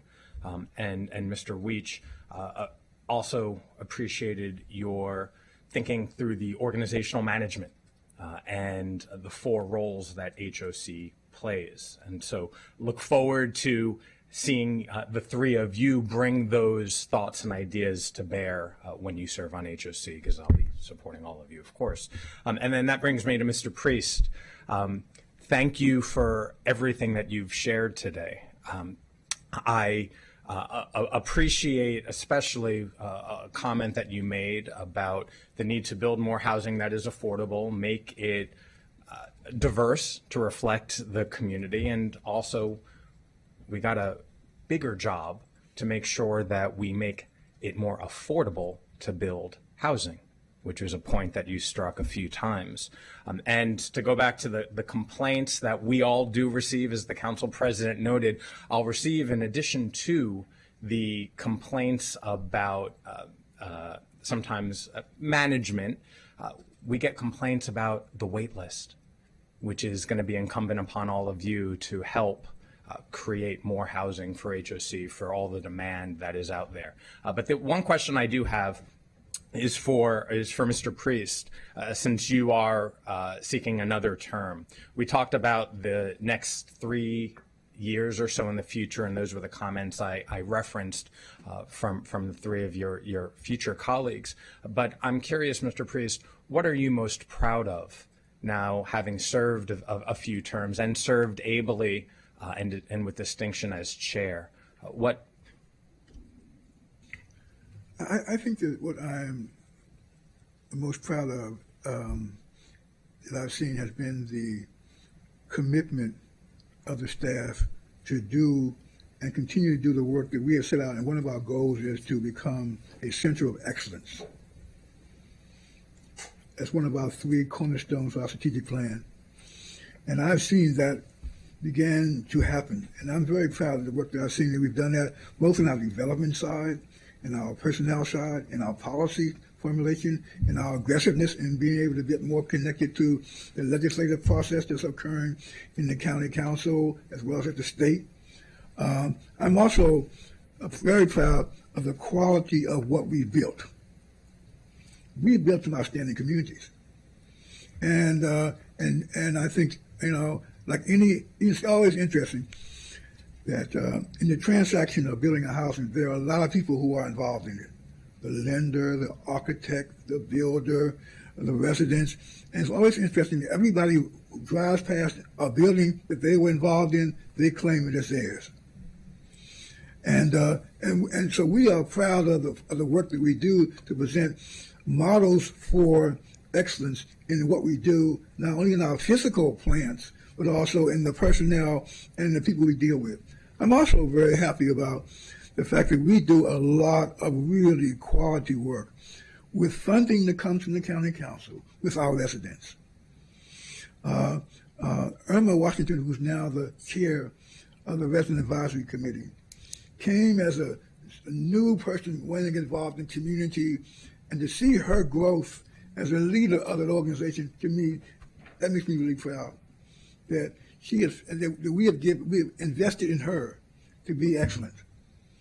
And so those are some of the things that I really take a great deal, and also the fact that that I think we have done things to bring some positive accolades to the county. Working with you all. While we get complaints, we also have been fortunate to get some accolades for the work that we've done around some of the community developments that we've done. And in some of the work that we've done, I think, to improve the quality of the communities in which we work. As you know, we are building a new headquarters building on 2nd Avenue, right across from our Leggett and the Shrek and all that coming together as a cohesiveness that's going to continue to strengthen that part of the county. So I'm very proud of that. I mean, and also, I have to say, I mean, I love the Shrek and the Leggett building. That's an example of where you integrate the uses of buildings that serve a broad community. And if we can do more of that, where we can figure out how to use our educational plants, our fire stations, or whatever other public buildings we have as a place where we can perhaps have a foundation in a collective way to build more affordable housing, we should look at it. We've got to start looking at everything it's going to be just a school or just a firehouse or just a housing. How do we integrate other uses into what we do? That's going to be a challenge. I'm going to continue agreeing with that sentiment as well, but HOC, building communities, building community leaders, and as you noted, making us all proud. So thank you. Look forward to all the work that you're going to do. Thank you. Next we have Councilmember Mink. Great, thank you. Also really enjoying the conversation today. This is great. I'm excited. The HOC, of course, is one of our primary vehicles here for providing affordable housing for our residents. Critically important to both continue to increase and improve the work of the HOC. That's always going to be important for us here, finding more ways to increase the funding that we have available for the Housing Production Fund is one of our most effective ways of increasing affordable housing. So glad to hear everybody talking about that. And as everyone has also touched upon, property management also is a space that holds a lot of potential for finding ways to make meaningful improvements on behalf of our residents. And so glad to hear the conversation about that as well. And as several folks have touched upon, there is both contracting out that's happening there as well as managing our own. And so I appreciate that it sounds like that's a priority for everyone to really dig into and figure out how to continue to make improvements and advancements there. I want to focus my question on another opportunity area for improvement that we haven't talked about yet, which is staff retention within HOC. And bless you. And, that's another one, in addition to property management, that comes up a lot in our constituent cases because, and obviously this is not, we have staffing issues everywhere, all across the county and the country and so on. But as we look at HOC here, obviously, when there's understaffing or there's staff turnover, especially in resident services, then of course you can see where the issues would come up there. That's how balls get dropped or errors get made or, handoffs can cause issues and so on. So as we dig into that, how can you as commissioners advance that work of improving workplace challenges and staff retention and issues raised by the labor union? How would you as a commissioner communicate and build relationships directly with both HOC leadership and the labor union. And I'm not sure who we're starting with here. Ms. Shaw, I think we start with Ms. Shaw. Great, thanks. Councilmember Shaw. So as a commissioner, if given the opportunity, I would practice an open door policy, especially during my first year, to learn more about what the workforce is facing. Also, I would work to build relationships with the workforce, and also hold listening sessions, and just to work to better improve the overall work environment. And I would like to also continue building some of those relationships and inviting folks to meetings, as well as outside of meetings and meeting with the workforce. Great, thank you. Mr. Weech? Yes, thank you. I'd echo what Ms. Shaw said in that my door is always open. As a former U.S. Senate employee and staff member, it's a critical life lesson to listen to all stakeholders and hear all stakeholders' points of view, and always be open to hearing those points of view. At the same time, having worked in nonprofit governance for the last decade, it's important that the board stay in its lane. Right? We're not managing staff. We're not doing the performance reviews. That we hire the chief executive, and she hires her team to do those sorts of things. But what we do have is we have an oversight of all those processes. And I don't know enough yet, Roy, on how we do this, but typical management will have management by a board. We'll have some form of key performance indicators that are presented to us regularly that give us a sense of what the trends are, what's going on. And I would say staff vacancies and climate surveys are things I've experienced over my career that I think would be very important to make sure that we as commissioners stay abreast of issues like turnover, issues like morale, issues that lead to people being overworked and underperforming. So thank you. Thank you. Mr. Miller? Excuse me. Yeah, I appreciate the question. I think it's incredibly important for the sake of the residents and for the sake of the efficient management of the property that you have a staff that are committed to the mission and are feel empowered at work, and I think we just can't achieve. We wouldn't be able to achieve what our common goals are if you didn't have a staff that was happy to be there. To put it simply, and again, I have no insight into that at this point, but I am fully committed to an open door policy. Thank you. Chair Priest? Yeah, I want to sort of reiterate and reinforce the point that Paul made about the fact that as a commissioners, we have one employee, and that's the president. And the president is responsible for the administration of the operation of the organization. That doesn't mean that the president is not accountable to the commission for what happens relative to issues around staff turnover, promotions, things like that, senior staffing. We get regular information about those things. So I think that is an important consideration to make. But the thing is, we want to retain quality staff who can do the work. If we have people on the staff who are not providing that level, and one of our third principal goal in our strategic plan is becoming a center of excellence and dealing with how we, in fact, become a world-class organization. And that deals with how do you deal with the quality of your staff, the quality of the work you do, the quality of production. We, as you well know, we have a union operating in HOC. And we've just finished a collective bargaining agreement with the union just recently. It took us some time. We worked through a lot of issues, but I think we've got a good working relationship with the union. The commission gets regular briefings from the president on our union relationships that go on, sometimes driven by questions that come up from other commissioners, and sometimes things we get from the community. So we are aware of what goes on, and we are intimately involved in every aspect of our union engagement through our collective bargaining process. So we are informed about that. So I think I'm very comfortable that I think that we are on top of. We hired, for example, some senior people who have A few of them have left the agency, but not because the agency wasn't a great place to work. They weren't contributing what they needed to make it a great place to work. And I think I'm very much in line with the fact that you build strong organization by strong leadership and strong staff performance. So I think we're on top of that. Thank you. Thank you. All right, next we have Councilmember Sales, and we'll start with Mr. Weech. Thank you, Madam President. I had questions for Commissioner Priest and then for our first-time prospective commissioners. So I'll start with our first-time commissioners. And you said Mr. Weech? All right, Mr. Weech, what policy solutions are essential for helping more community members, particularly the elderly, veterans, and disabled, secure affordable housing? So, in my view, it mostly comes down to money. How do we pay the rent, right? Mm-hmm.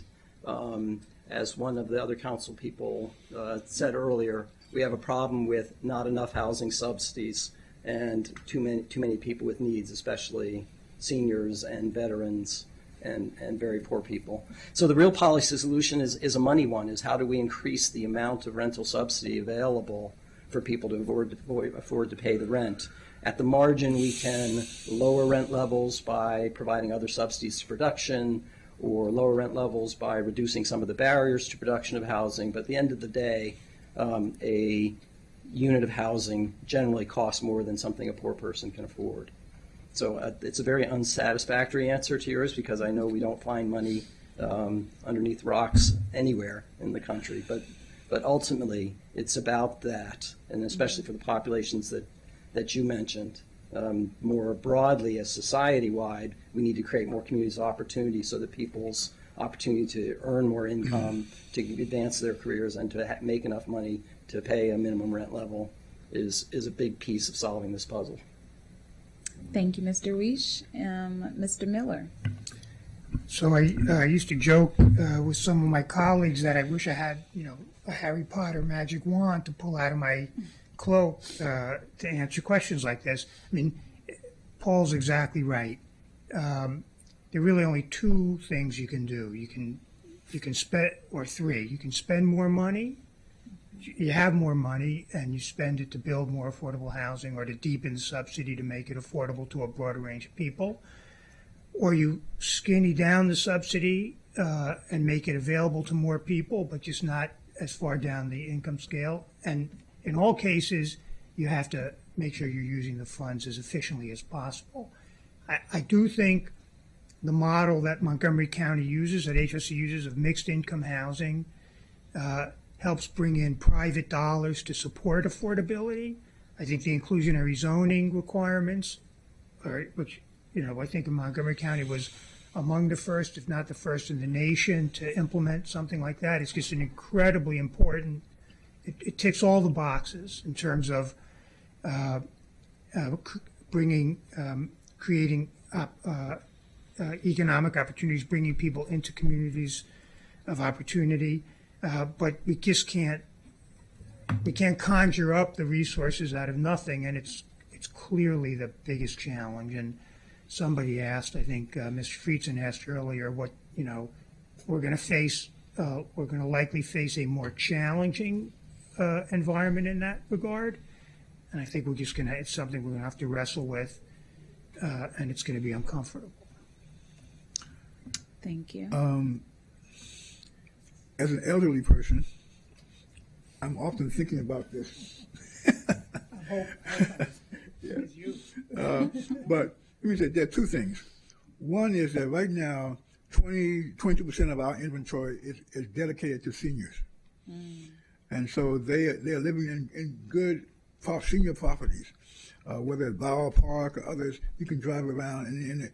But one of the challenges that I think that we as a community face is people aging in place. They are requiring a level of assistance that not necessarily always prescribed or part of the delivery of services that we do. But we are increasingly becoming more aware of that requirement. If you look at a lot of senior communities around the county, like at Riderwood or in those places, what they do is they provide a continuum of care. So you can go in as an independent person, the senior, and you can be moved up to where you need almost hospice care. You can do it right there at Riderwood, for example. How do we do that in the properties we have? How do we attend to our senior residents so they get that same quality of care? And so it is a challenge. And we do it, one, we can look at where there's a situation where we can provide a companion to move into a property that may require them to need a 2-bedroom instead of a 1-bedroom, and how do we work with them to do that? So we've got to attend to, one, the ones we have in our property, and secondly, how do we get more seniors coming into and making more senior housing available? We have found that seniors like living with seniors. They do. And whereas you mentioned the fact about having combined living with seniors and families and whatnot, and that's a model too, and I've had experience with that, and we can talk about that. But I think we've got to look at all of the aspects of opportunities there, not just be limited about all we've got to do is build a housing. You better build a housing with a lot of quality of services, a continuum of care services that goes with that senior population. Thank you, Mr. Priest. And Ms. Shaw. Councilmember Sales, I understand why you're asking this question. There is a gap in terms of seniors being able to afford housing. And out of the affordable housing crisis, seniors really are hit the hardest, especially those on fixed income. And so this is a really critical issue and also very personal to me. So there are several ways I would address that. I think this is also a question of budget allocation to increase rental subsidies for seniors. Also looking at the way we can increase production. I spoke about expanding the Housing Production Fund and also increasing the inventory of senior housing for HOCs. I also think in general, building more units that have 2 to 3 bedrooms, larger units that can actually help to serve families or multi-generational families, which the majority of the county, they live in 2 to 3 bedrooms. And I think as we look at future housing, whether it's HOC or in the private sector, looking at having more units that can accommodate larger families and multi-generations. If I could for a moment just say that. Sure. Also, I don't know whether or not there's a commission on aging in Montgomery County. Yes, we do. But certainly that is a relationship that needs to be more collectively brought together. That we should be sitting down with and meeting regularly with the people from the Commission on Aging about how do we attend to this population and what we are dealing with right now. And I know in my term on the commission, I have not had that meeting. Doesn't mean the staff hasn't done it, but I haven't. And we need to be able to make those. That's the whole interlocking thing. I'm saying, we're not walking this street by ourselves. I appreciate your additional response. That leads me to my second question for you specifically, Commissioner Priest. What challenges did you face during your numerous years of service in the acquisition, development, or maintenance of new properties? And what changes do you recommend we make to ensure affordable housing projects are completed in a timely fashion, including any recommendations to improve stakeholder engagement, to improve communication between the community and yourself at your monthly meetings? And you just mentioned the Office on Aging. How are you communicating with other stakeholders? And then what challenges have you faced with increasing the acquisition, development, or maintenance of new properties? That's a multifaceted question. It is. One of the things that has, I've been doing it for so long that it amazes me now.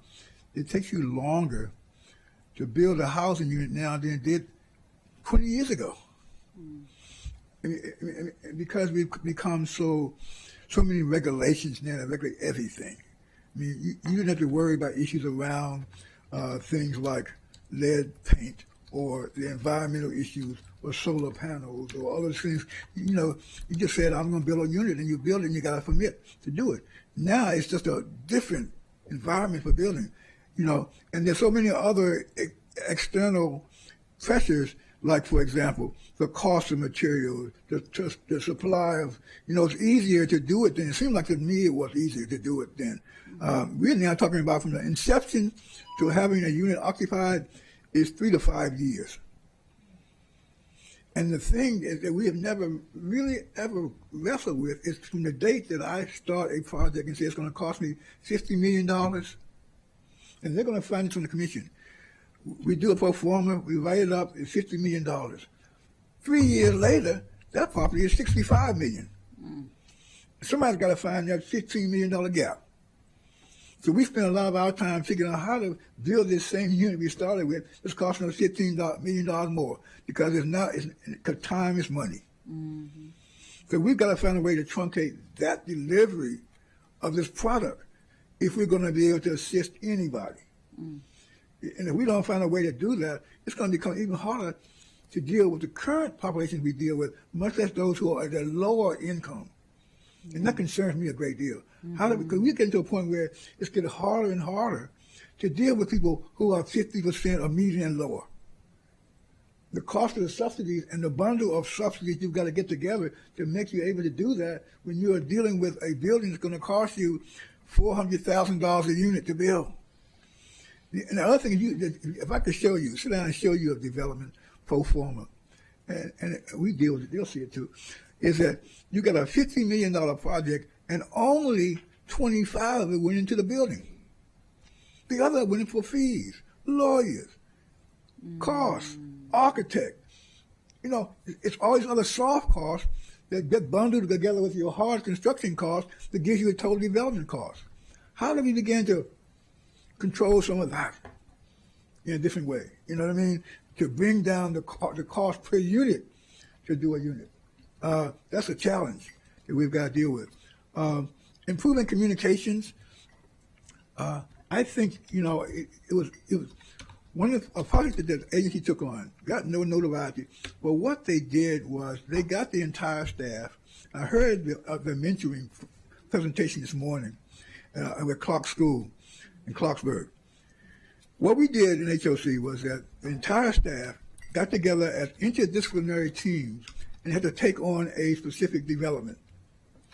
So they in fact planned for events that went on with the population of residents who live in those buildings. Never been done before. But it was an amazing outcome because not only was it producing a service for the residents, it provided a way for the residents to know who the staff, who we look like. We are just not, you know, at the end of a telephone line. That was those kind of things we are doing to improve communication. I mean, I don't know how we get residents to feel the comfort to come into our meetings, to better share what they do. I think they're talking to our staff.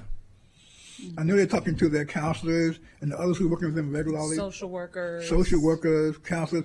And we have that kind of staff that's working regularly through our resident services programs. We run almost 20 different programs for our residents, from family self-sufficiency to our academy, to all kinds of STEM programs for kids. I mean, the range of things that you all probably will be amazed at what we do. And we need to find a way to let you know what we do. That would be helpful.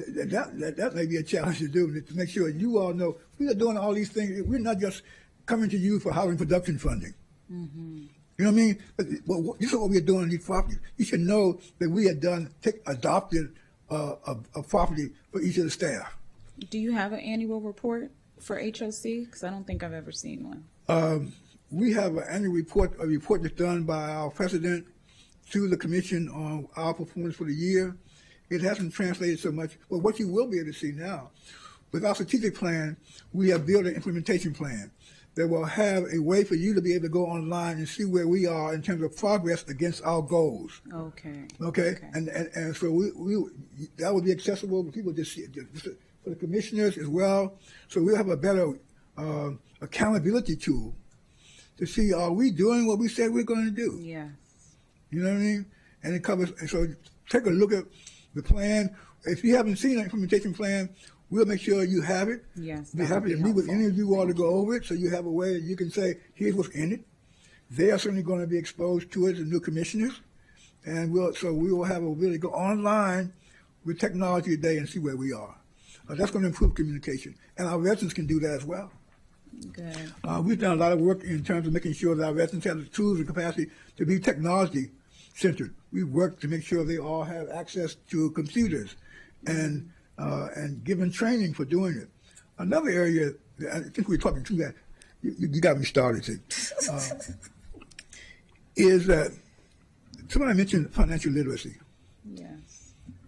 You know, I would love to be a part of a task force that figured out how we could start financial literacy from grade school.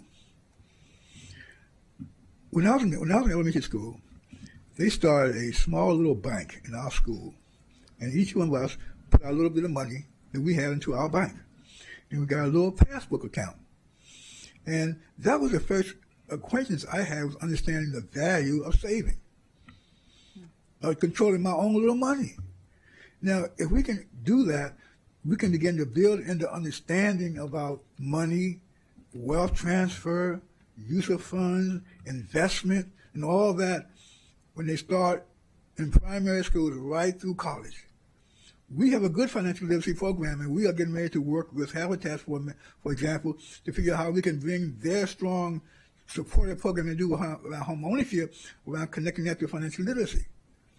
I'd love to see how we could have that conversation around the county to figure out how we can make sure that young people have an opportunity to really become self-sufficient.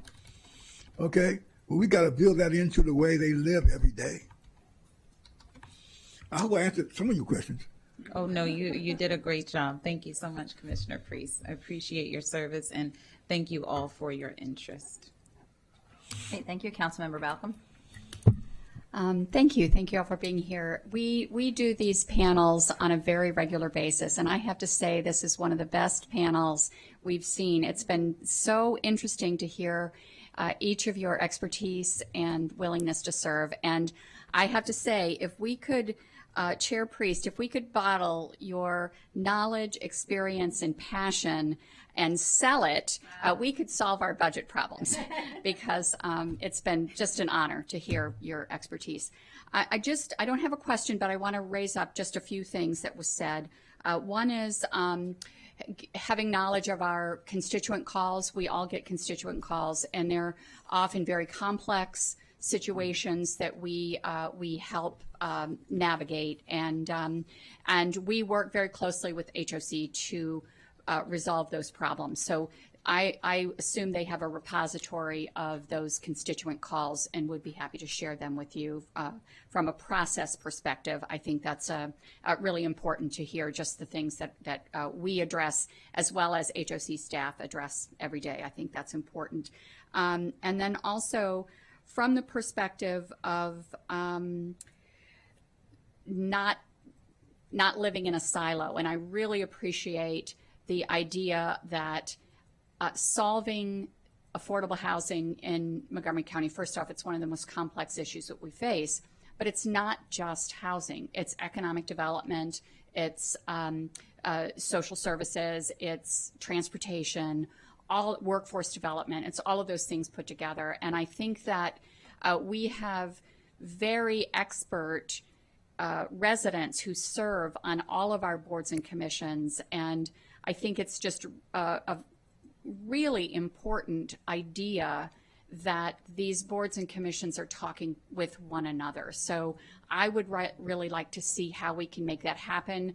I know I have staff watching, so Lisa, put this on your list. Because I think it's really important to, because we can't solve housing without solving all these other issues, and we can't solve workforce development without solving housing, and it all interacts. So I really appreciate elevating that. So, and thank you all. I look forward to voting for you all. Thank you. Next we have Councilmember Albanaz. Thank you, Madam President. Echo the comments of all colleagues. I appreciate the passion and energy and experience that all four of you bring. It will serve the commission, but also our entire county very well. And yes, Mr. Priest, thank you so much for your continued service. We go way back to my recreation department days, so I'm very familiar with your work in a number of different areas and just want to express my appreciation. So this question is sort of a preview question because it's one I'm going to be asking a lot over these next several years, sadly, but we have discussed the change in administration, and while the policy changes and the impact economically and otherwise won't be known for some time, what we do know is that our most vulnerable populations, but particularly our immigrant populations, are already feeling the effects of the anxiety, the anxiousness, which is causing mental health concerns, problems. And what we saw in the first administration of this president was a discernible scaling back of immigrants accessing county and public services that they are eligible for, that they could benefit from, and that would raise all boats if they accessed. And so all government agencies and public-facing and public organizations are going to have to think strategically about how to engage authentically and meet people where they are, because if we don't, people will be pushed further into the shadows, which is not only detrimental to themselves and their families, but to our entire community. So could you talk a little bit about what you envision HOC's role is, what it is now, and what it should be moving forward to make sure that doesn't happen, and that people are aware of the programs and services that are available to them, and we're increasing customer service to make sure that we're reaching them where they are.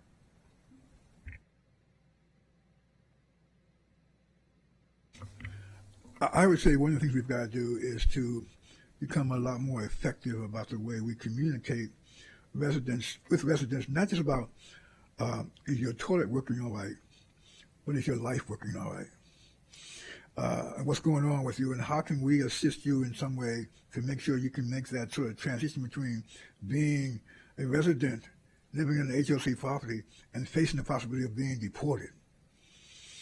That's a real challenge. And so and we don't have all the tools to do that, but we can reach out to the resources that are in this county to work along with us in partnerships to begin to address those kinds of things. I think we also have got to just put out information to the community about what's going on, what is happening, how these areas are affecting you. Give them a way to communicate with us, okay? That when they're facing these kinds of immediate problems on their life. So I think it's a communication thing that's got to improve. Information written, spoken, meetings in the community. I mean, we are all over the county locationally, geographically, and we have centers in some of those locations. But we've got to find a way that people feel that they can come into our center perhaps and ask a question other than about my toilet's not working. Okay? So that's going to be and we'll have to address it. I think it's an excellent point. I don't think we really know yet all the ways we're going to have to refashion and restructure what we do to address the many potential challenges that we are going to face in administering services to over 20,000, 30,000 people. Okay. Mr. Miller, did you want to respond to that, or did you just want Chair Priest? Yeah, if anybody else wants to respond, feel free. If not, that's okay. I would just, again, associate myself with Roy's remarks. I think making sure that not only HOC residents, but county residents who may otherwise qualify for the housing understand what's available to them. And so the importance of communicating the access of the programs is, I think, very important. And I was going to add a couple of words. It's going to be a very challenging time if the laws change and restrict the ability to move all the institutions in the county for the way we use our resources to serve the population that you and I are very concerned about. Mm-hmm. So creativity, resilience, courage are really going to be elements that we're probably going to have to elevate. I like that. I'm going to write that down. Creativity, resilience, courage. I like that. And I do think it is really important as leaders to reaffirm our values in terms that everyone should feel safe when coming to county services and resources.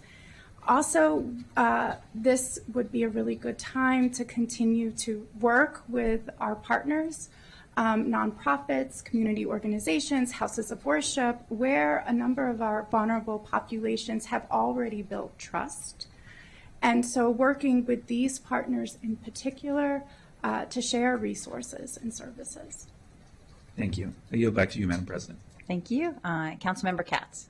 Thank you very much, Madam President. Thank you all for agreeing just to serve, and I look forward to voting for each and every one of you.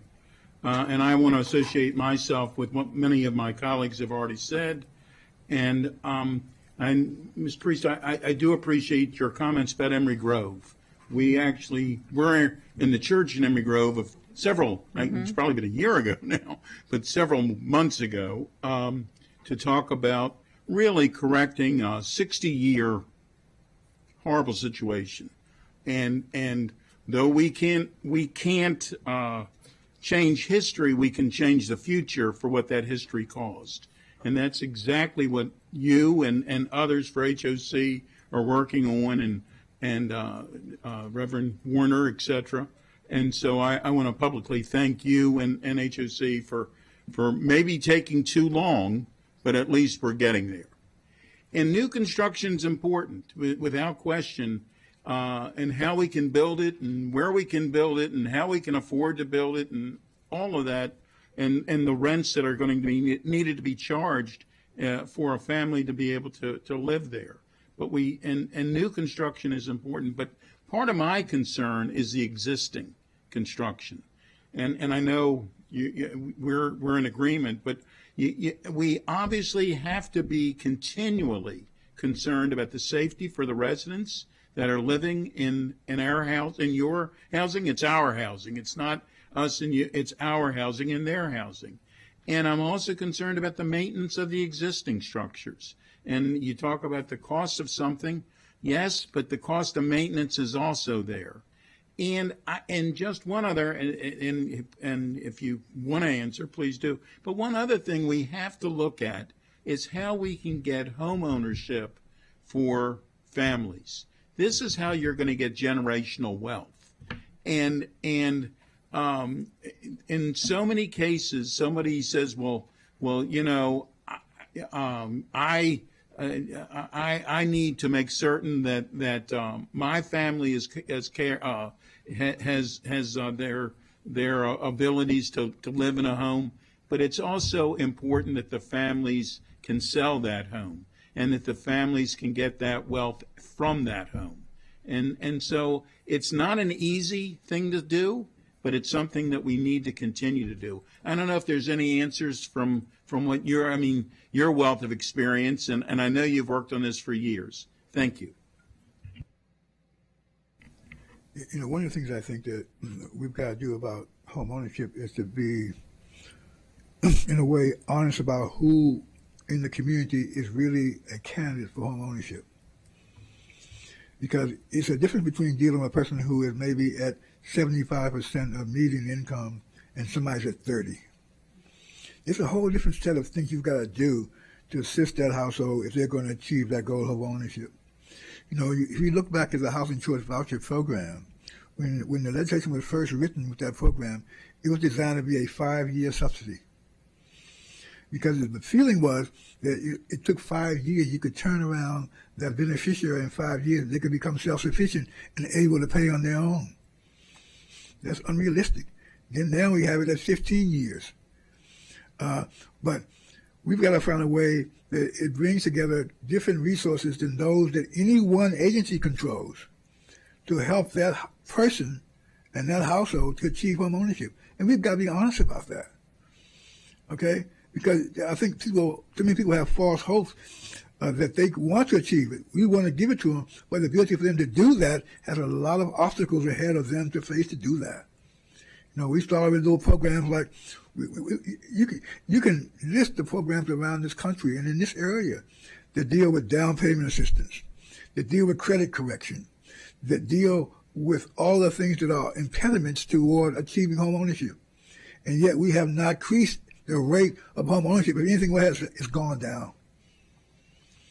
We have fewer families able to achieve it now, and as the cost of housing goes up, the ability to achieve ownership goes further away as an accomplishable goal. So how do we begin to really address this issue? I mean, and maybe it's the fact that we take a model and say we're going to start first with those who we know have a reasonable chance. We'll start at people who are at 70 to 80% of median income. Take that course, work, let's see what we can do that. And then if we can learn the lessons there, we can maybe translate this down and realize how much it's going to cost us to do that and where does the money come from. Because as much as we applaud the idea of ownership, there's a big cost factor associated with it. You know, there's one last little story. I could tell stories. When I worked for HUD, I worked in Buffalo, New York for a number of years. And so I brought my staff down to Washington to a conference, and I drove them around to see the community. And they were amazed and shocked that in 1980, they saw a sign that said a house was on sale for $100,000. Because in Buffalo, you could buy a whole block for $100,000.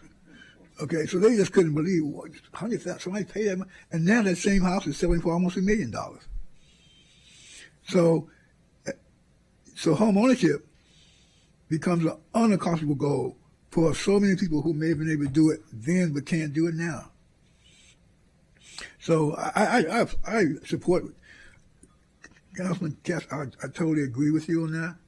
And I'd like to see us be able to have the fact that we have been able to get 2,000 people as homeowners through what we've done collectively. We need to do twice as much of that over the next 5 years. Part of it is understanding what the real demands are to achieve that.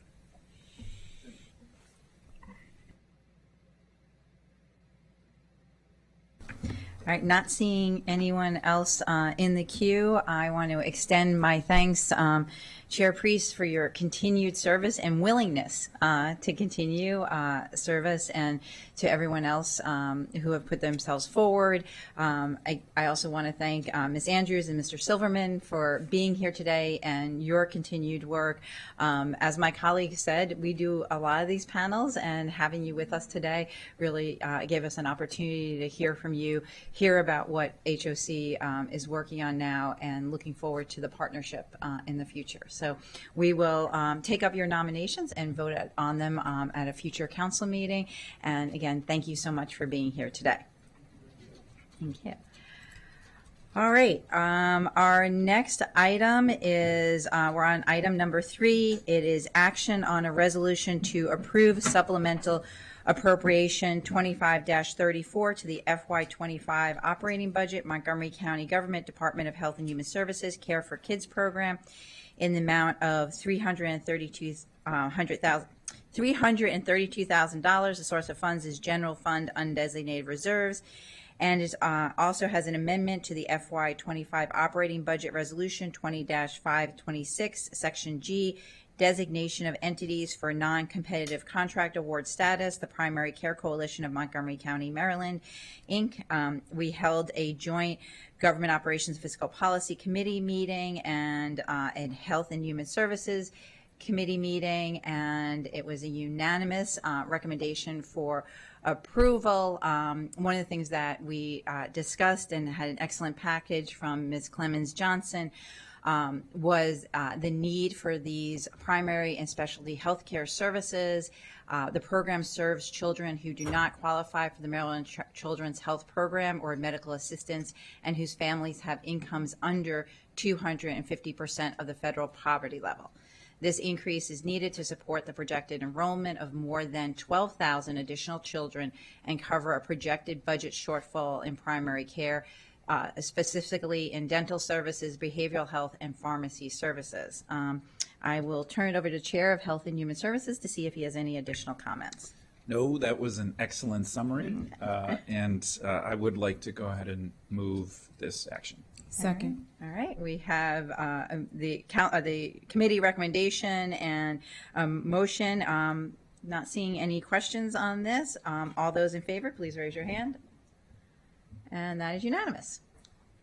Our second item was also discussed in the Health and Human Services and Government Operations Fiscal Policy Committee meeting, which we recommended for approval. This is a resolution to approve supplemental appropriation 25-35 to the FY25 operating budget, Montgomery County Government, Department of Health and Human Services, infrastructure positions. The source of funds is general funds undesignated reserves. It is $189,087. This money, we had a good discussion in the joint committee session. We're asking the department why this item is coming to us outside of the budget. What we discussed was that the expected costs for these positions will be fully offset by additional Medicaid and federal funds participation revenue generated by the billing activities. These are 11 positions that are requested. It did come up in the committee session that we asked that once we get these positions filled, that we receive a report back to ensure that the revenue generated is covering the cost of the positions, and to stay in conversation on this. And again, we have a joint committee recommendation. I'll turn to the chair, Albanaz. Thank you. I would only add, Madam President, that in addition to this serving the immediate need, it also expands capacity within HHS administratively, which we've heard repeatedly from the department is compromised at the moment. And so we view this as a win-win in addressing a multitude of issues. With those comments, I'd like to move this resolution forward as well. Second. Okay. We have a joint committee recommendation and a motion and a second. Not seeing any comments. All those in favor of the supplemental, please raise your hand. And that's unanimous. Awesome. Thank you again, Ms. Clemens Johnson, for your help on that. All right. Next, we have our consent calendar, but we've had a request to pull an item.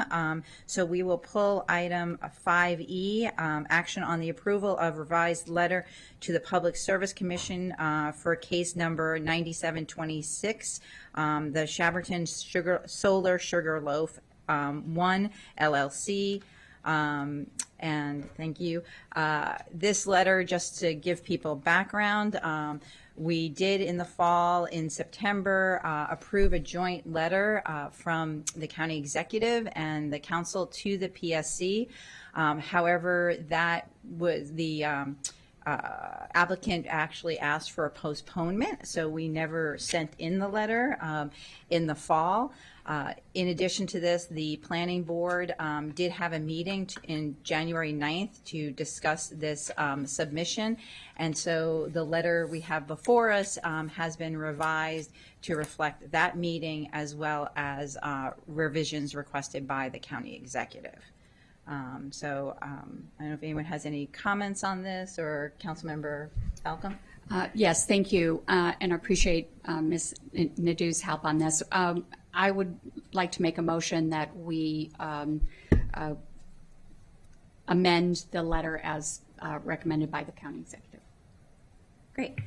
Second. Second? Mm-hmm. All right. And just so people are clear, what's the revision? Sorry. It's okay. So, sorry.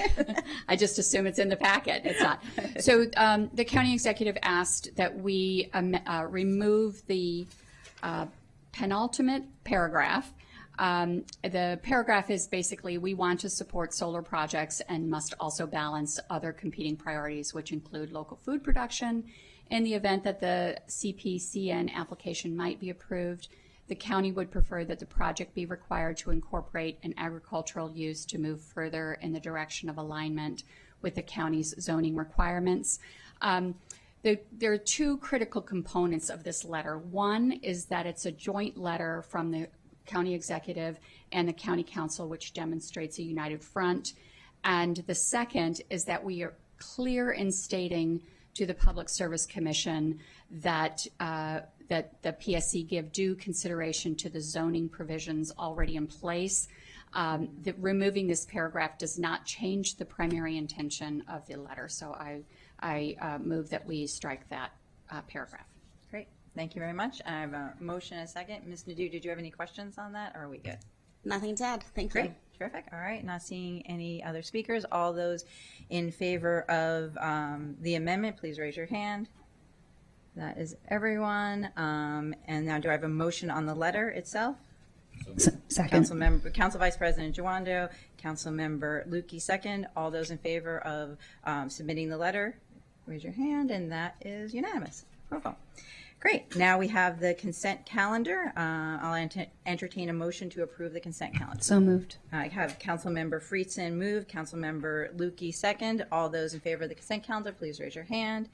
And that is everyone. It is unanimous. We are now adjourned until 1:30, in which we have our public hearings. Thank you very much.